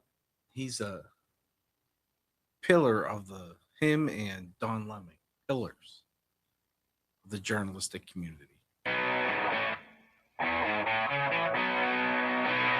Welcome back to the Wendy Bell radio program. I'm going to put my Reynolds wrap on a little tight right now. My tinfoil hat. And I was thinking about this when we were playing Congressman McCormick's audio earlier in the program, Rich McCormick's audio from several years ago, questioning Tony Fauci about some of the disgusting things he was saying, where if we put the squeeze to Google and to Facebook and to Twitter, these big companies that have a lot of employees, and we force their employees to get vaccinated, you'll break the ideological BS of people in a heartbeat. Cost between your job and your freedom to decide for yourself what injectables you want plunged into your skin. right? That's how disgusting that was. I was wondering, as he was saying, it's a fear thing. You didn't promote anything but fear, Fauci. This is what you did. Fear, remember, fear is what motivates so many people. I wonder if this alien stuff, if these missing or dead scientists and researchers, I wonder about the real story about this. Or are they setting us up for an alien invasion where we're all going to have a war of the worlds, right, in real time in 2026? Are we going to watch all of the lunatics out there who went nutty over COVID freak out over this? I don't know. But would you put anything past anybody desperate to cheat in order to win in the elections? I wouldn't. I want you to hear Representative Tim Burchett from Tennessee. He's on with Rob Finnerty on Newsmax last night. And they're talking about the mysterious death of this 29-year-old NASA nuclear engineer named Josh LeBlanc. It was a very odd situation because it involved his car, which happened to be a Tesla. And the Tesla was sitting at the airport in Huntsville, Alabama, right? Where the NASA project was, where this guy was working. And then all of a sudden, his Tesla drove for a couple hours and ultimately off the road and crashed into trees and burnt into a crisp. And Rob Finnerty is asking Congressman Burchett, who's on this UFO top government secrets committee, about that. Listen. This scientist died because his Tesla drove 2 hours. This is from the police report. 2 hours on its own, crashed and then burst into flames. If that was true, nobody would ever buy a Tesla again, Congressman. What do you think happened here? I think clearly someone's sending a message of one or two things. Either they want to squash our technology or they're warning others not to come forward with our abilities and what they know. It can't be anything else. It's very clear to me. I know that the FBI is investigating this, and I hope they do it very vigorously. In the past, the FBI, I think, has been part of the problem of covering it up, but under Cash Patel and President Trump, I don't think that's the case. So that's what I hope we get to the bottom of it. But unfortunately, we've lost these lives. And, you know, it's the one general leaves his house without his wallet and his cell phone, but he takes his 38 revolver and his holster. Yeah, it doesn't make sense, does it? Now, I don't know what's going on. I can't tell you. But it all feels and smells fishy, doesn't it? I don't know who's behind it. I don't know if it's a foreign actor. I don't know what it is. But people are disappearing, and those people seem to be connected to a lot of the same research. At which point, Rob Finnerty asks the congressman from Tennessee, sir, you know, you said before you're not suicidal, but are you afraid? What do you feel about your own safety and security amid these deaths and disappearances? Can I ask you something, Congressman? In that same interview, you told me, and it was tongue-in-cheek, but I think you were serious. You said you're not suicidal. Did you mean that? Are you concerned about your own safety for even talking about this stuff? Sure. I think about it all the time. I think about when I'm in a parking lot by myself. I think about when I'm driving down the road. I think about when I'm getting on an airplane. There's a lot at stake, and we're poking the hornet's nest. I was told years ago that I need to get a detail around me because I'd kicked a very big hornet's nest, and by someone who's formerly was on President Trump's staff. So yeah, I think about it. I'd be stupid not to. I mean, look at now, you're just saying it, and I got a feeling this is the tip of the iceberg. I got a feeling that this is the tip of the iceberg. Again, I don't know, but I think there's plenty for us to talk about, don't you? By the way, before we go to this commercial break, before we come into our last few segments here, former FBI Director James Comey has now surrendered to law enforcement before his first appearance in federal court in the Eastern District of Virginia, charged with making a threat against President Donald Trump by photographing seashells on a North Carolina beach. He was allowed to leave court with no conditions of release after a brief hearing that lasted less than 10 minutes. I don't see why they'd be necessary this time, Judge William Fitzpatrick said, noting that there were no conditions set when the Justice Department first attempted to bring a case against Comey last year. So what's going to happen with that? I don't know. Slowly moving forward, ladies and gentlemen. When we come back, it sure sounds like a California cover-up. Why doesn't anybody want us talking about Karen Bass's call that was leaked about the Palisades fire in advance? Next.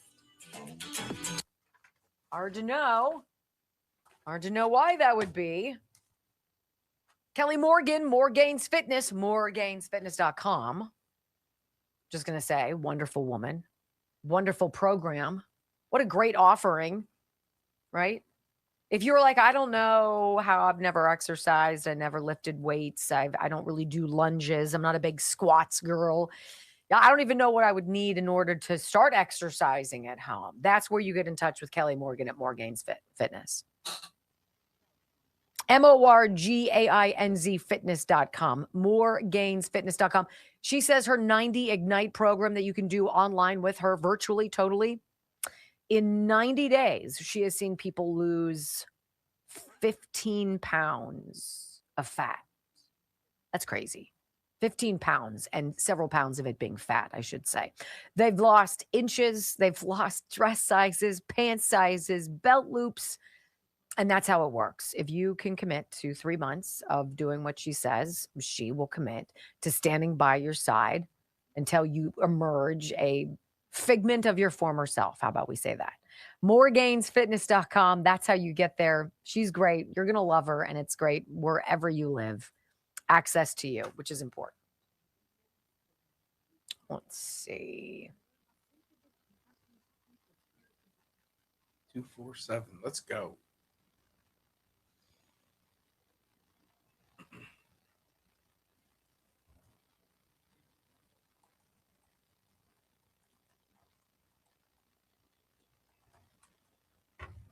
Ryan is upset. Got a 78 on his Orgo exam. What?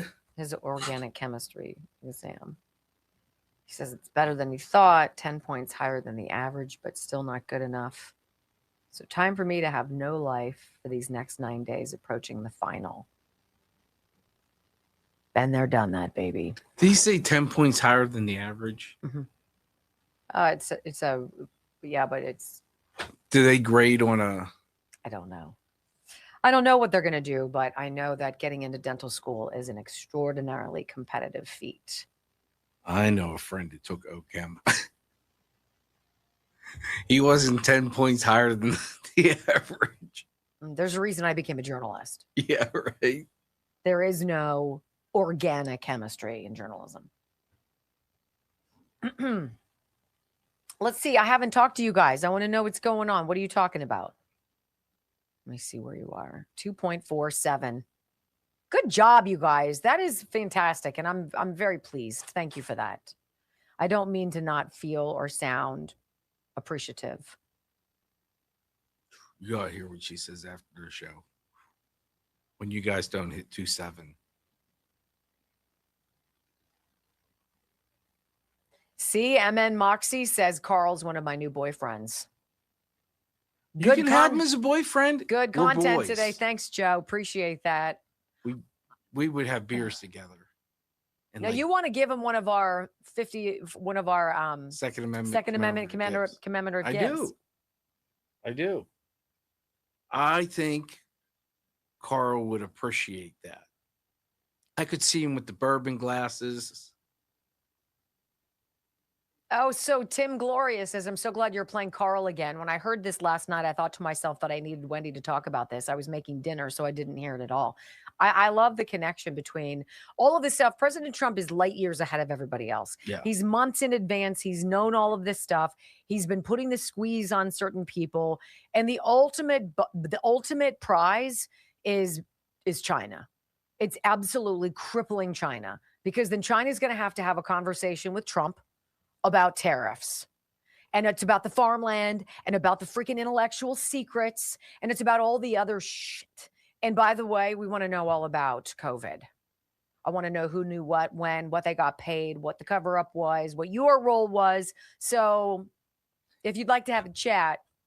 People talk about gas prices, and And I know here in Western Pennsylvania, it's like 437. Mm-hmm. This is my tinfoil, and I don't know if it's necessary tinfoil.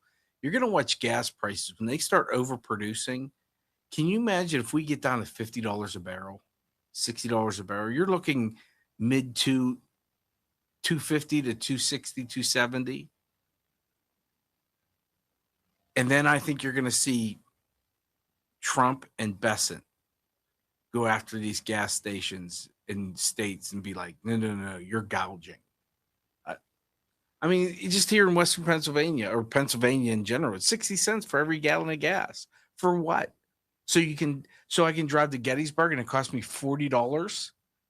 Meanwhile, I'm watching commercials, Spirit Airlines, $60 one way. I'm thinking, I ought to fly to Gettysburg and get there in 30 minutes and be $20 more. I think you're going to see, maybe not by election time, but you're going to see gas prices plummet. And you have to remember, they're going to get this stuff online a lot faster than we would here. Saudi Arabia and UAE aren't worried about regulations. Oh, we can't put this pipeline. Some rare. So you're going to ditch OPEC. Who's going to ditch NATO? I think that's what Charles was talking to Trump about. Because Europe can't survive if the United States isn't a part of it. No, Joe blew up the pipeline. Right. The Russian pipeline.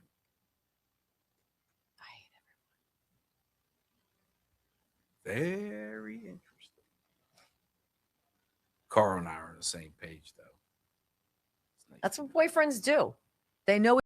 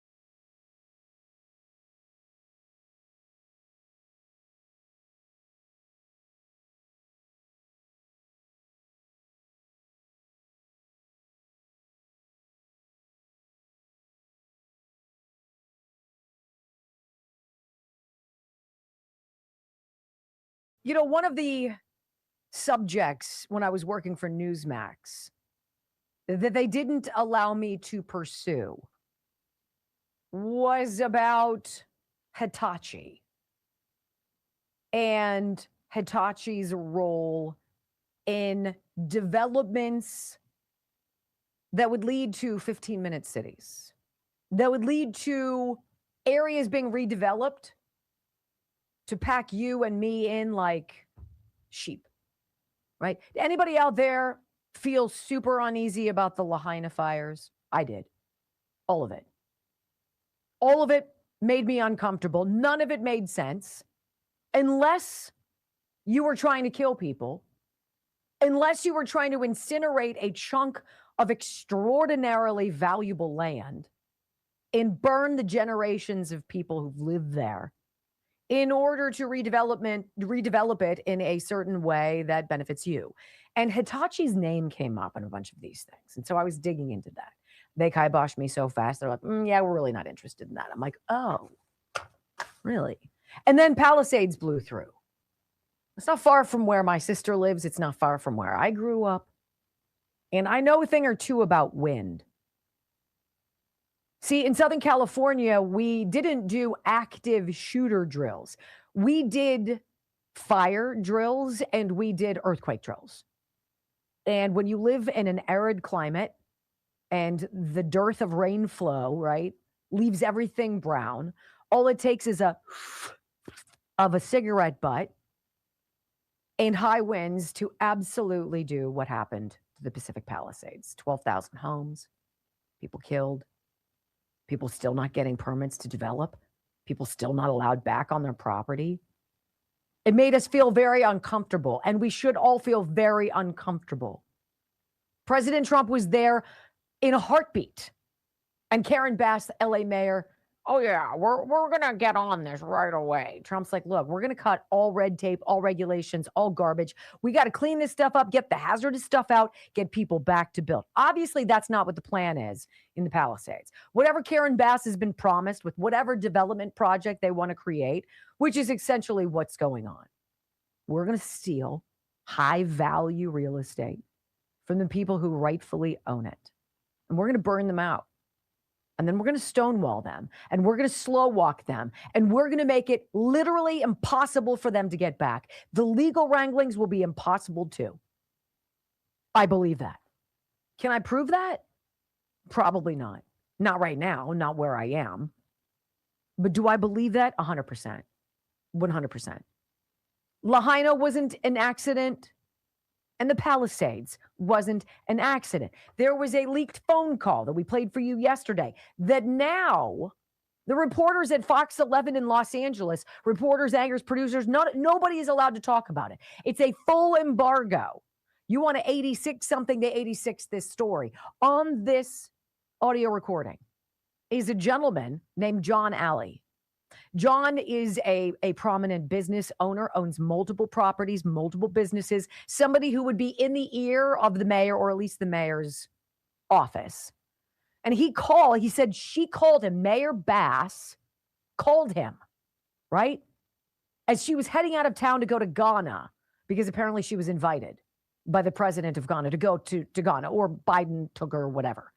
And so she was packing up and going. And he's like, look, lady, did you see the forecast? The forecast is for horrendous winds. It is in this sort of environment that our community is most at risk. And she told him, hey, stop.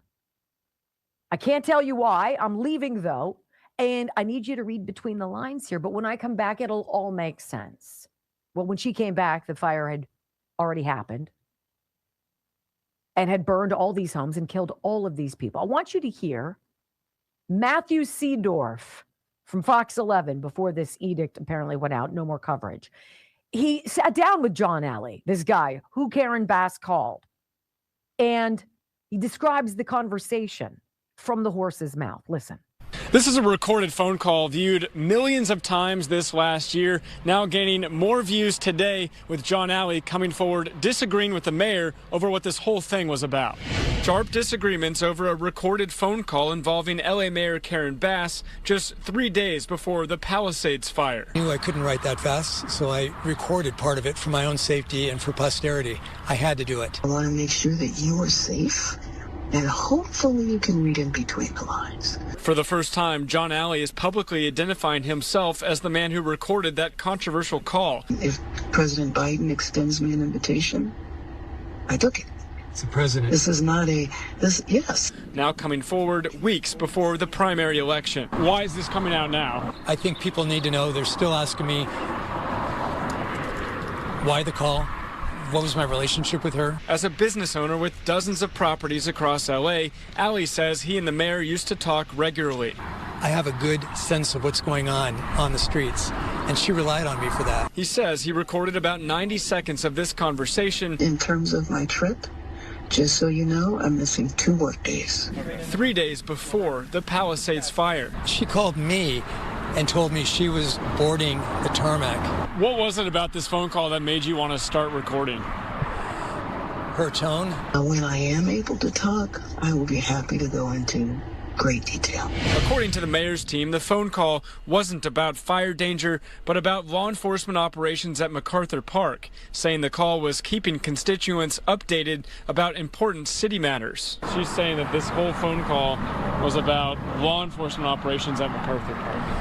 It was about wind. I warned her of the winds. The mayor's staff calling that claim misinformation and a conspiracy, adding exploiting people's loss in the Palisades is disgusting and it's a distraction from the recovery and rebuilding. It was. Fire and wind was part of the conversation.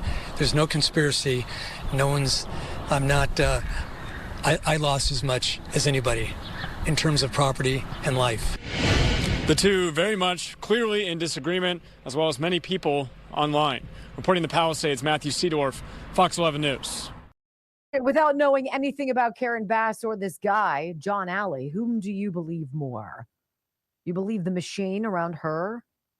Or do you believe the guy who was trying to alert her? Why are you going out of town? You need to call a press conference. You need to get out in front of this wind. You guys, the winds in my part of California, the Santa Ana winds in the San Fernando Valley. I mean, it's a danger when you live in such a dry area, and it's part of the local weather forecast. All right. Just like we would have snow forecasts here in Pennsylvania. In California, they do a high wind forecasts. It's a fact. He wanted her to know you shouldn't be going anywhere. You need to get out in front of this. And she's like, look, the president asked me to go on this. So I'm going to go read between the lines. When I get back, it'll all make sense. Crematorium style inferno. And then what? Well, James O'Keefe, citizen journalist who's now of the Citizen Journalist Foundation. That's his new outfit, apparently. He says after that Matthew Seedorf article that we just talked about, we just played, Fox LA staffers are now forbidden to talk about that phone call with Karen Bass, to talk about any of it. Isn't that interesting? Breaking news, text messages from within Fox 11 News in Los Angeles reveal that reporters are being told not to cover the secret recording of the Mayor Bass phone call released on Friday. In the phone call from January 4th, just 3 days before the fires, Mayor Bass preemptively defends her Ghana trip. And just in terms of my trip, just so you know, I'm missing 2 work days. That's it. She also sends a very cryptic message to read between the lines, whatever that means. And hopefully you can read in between the lines. But I would just appreciate and it's hard for me to tell you this, but hold tight. You will understand soon. Now, in these text messages provided to Citizen Journalism Foundation within Fox 11, they read, quote, I know the company's Fox's lawyers have had some concerns about this one and have asked us to pause. I wish it was up to me. It's an interesting tape, and I'd like to know what she's referring to. We also asked if Fox 11 can at least cover this on social media. They were informed they were barred from posting the story on social media as well. Yeah, it's both for now. We'll work to get clearance on both. Now, this recording of Mayor Karen Bass has received 6 million views on X, and residents are demanding answers about what she meant by what she was saying in this recording. Of course, this is one of the problems with access journalism, where corporate media outlets are afraid to be too adversarial for biting the hand that feeds them. Fox 11 coming off a big interview with Mayor Karen Bass recently, and maybe she's not too happy about it, but this is why we need citizen journalism, why we can't rely upon the corporate press or the legacy media to do the job, where we have to do what is right, and only what is newsworthy is the biggest consideration. Of course, sometimes what's lost in corporate media and legacy media is any semblance of right and wrong. Karen Bass, hold tight. You will understand soon. What? And then why all of a sudden would a TV station totally sack the story? Well, you know as well as I. Karen Bass flexed her muscles on that one. And there's an owner somewhere who was like, I get it, Mayor. I get it. You scratch my back, I'll scratch yours. She fancies herself, as she's running for re-election, as untouchable, as unaccountable. She's not responsible for anything. And the one place you are safe when you're a dirtbag politician is in your office. That's why she needs to run again. Is LA really going to reelect this woman? Probably. Yeah, probably. You cannot tell me that the fire and the handling of it, the hydrants that didn't work, the reservoirs that weren't filled, the water that was piped off and dumped into the Pacific Ocean to save some stupid fish that exists elsewhere. Don't tell me that wasn't planned. When we come back on the Wendy Bell radio program, the FCC threatens ABC stations that carry Jimmy Kimmel. And I think that is an absolutely horrible idea. I'll explain why next on the Wendy Bell Radio Network. So Karen Bass, no accountability, but by golly, you should reelect her.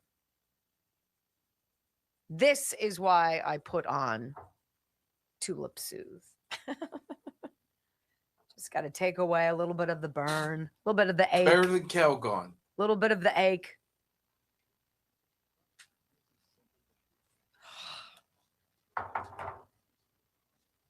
She just sounds creepy. Meanwhile, my liberal family members probably are like, what? And I'm like, Just wait. Yes. Hold tight. Hold tight. Brock. Read between the lines. Brock, hold tight. She knows my heart. You will understand soon. Right? But if you don't like her, you're a racist because it's probably because she's black. Right. Right. That had nothing to do with my ire for that woman. Dirtbag.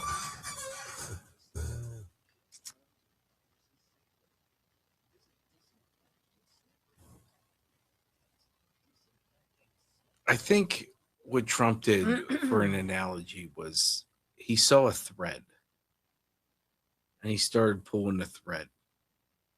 And what happens when you start pulling the thread? The tapestry begins to unwind. Yep.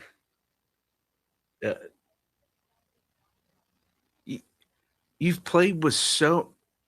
This is one of the reasons I like today's show, is because you watch the Fauci pull of the thread, you watch the Comey pull of the thread, you watch the Karen Bass, all the these UFO things. stuff. Yeah, you're pulling a thread, and all these people messed with your lives, messed with the American people's lives.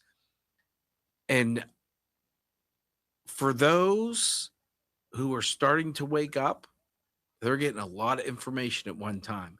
And I think even those that don't want to admit it are going to have to admit that their government lies to them about everything. And they're going to get to the point where they're not going to believe anything, where we've all been for years. Which is why we voted the way we did. Which is why when they wouldn't allow us. My vote is as important as Hakeem Jeffries or Nancy Pelosi's. It is as important. They don't get to negate my vote. They don't get to execute the man I chose and then put in their own puppet government. You don't get to do that. Thankfully, unlike Iran, we have guns. We have weapons. And so the government knows there are 600 million guns or what have you in the United States. For a small contingent of people to try to take over the government.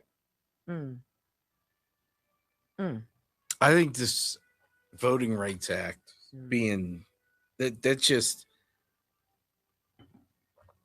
I think that's why they were hurrying up with gerrymandering. And now you're going to see every red state. You're not going to see it in Pennsylvania. You're not going to see it in Illinois, New York, but you're going to start seeing every state start doing it. That one court decision could literally put a nail in the coffin of the Democratic Party. 100%. That's what I was trying to say before. I'm like, this could be the end of the Democratic Party. Yeah. And I'm not trying to be like, ooh, she's hyperbolic. she's so, I've never used that word. I don't even know what that word means. What's that? Hyperbolic. It's a word that Brock likes a lot. Hyperbolic. Wow. Just saying. His boyfriend, Carl, probably uses it together.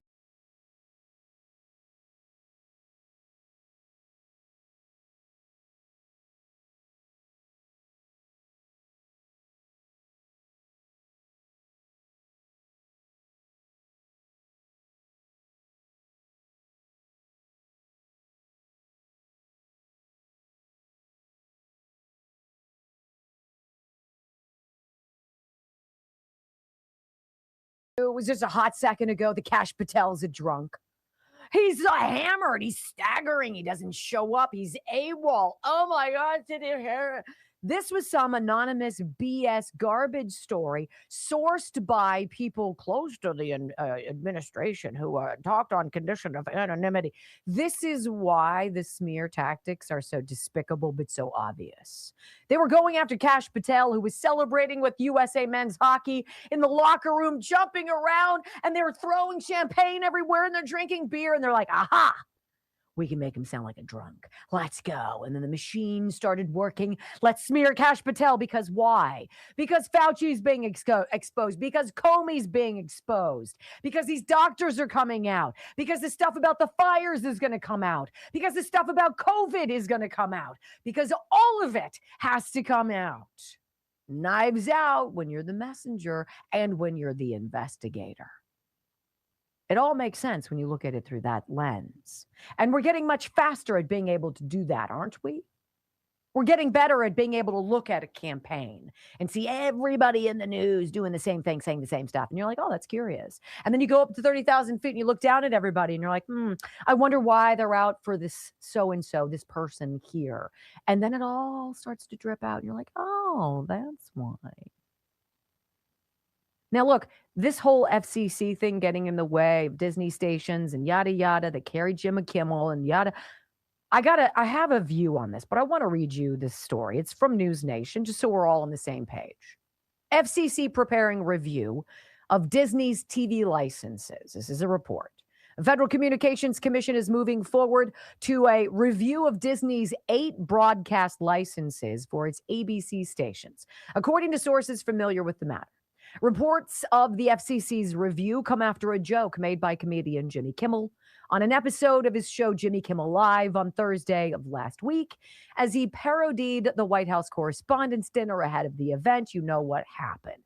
The FCC will be moving forward with an early license review, though Disney's licenses are due for renewal for several years. They're not for renewal for several years. Some are calling it retaliation for keeping Kimmel on the air.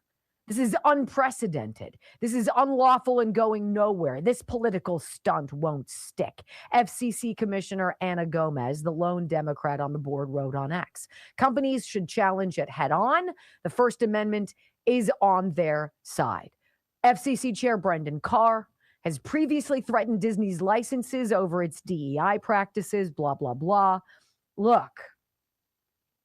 This is bad timing. It's a bad look. It's the wrong move. It's the wrong call. Brendan Carr's the wrong guy. The FCC's the wrong organization. Let the court of public opinion decide whether Jimmy Kimmel sinks or swims. Let the public decide whether they want to go to Disney's theme parks, if they want to watch their stations. Let the people choose. Jimmy Kimmel can say what Jimmy Kimmel wants to say. We are allowed that. We are protected by the First Amendment. And that gives Jimmy Kimmel the right to offend you, to lie to you, to deceive you, to incite people, because that's his right. But you have a right to not tune in. This isn't something that we need the FCC to go in and try to Bigfoot, strong arm, or meddle in. If there are actual licenses that come up for review and there are things that they've done that have violated whatever rules, fine. This is a bad look. It's bad optics. And I hate to agree with the lone Democrat on the FCC. This shouldn't happen.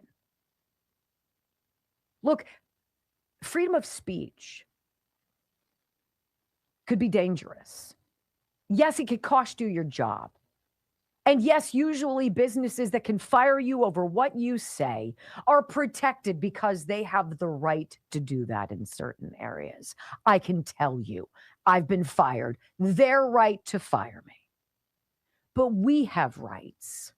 And our rights are very, very simple here. You have the ability to pay attention to what Jimmy Kimmel says or not. You have the ability to never watch again.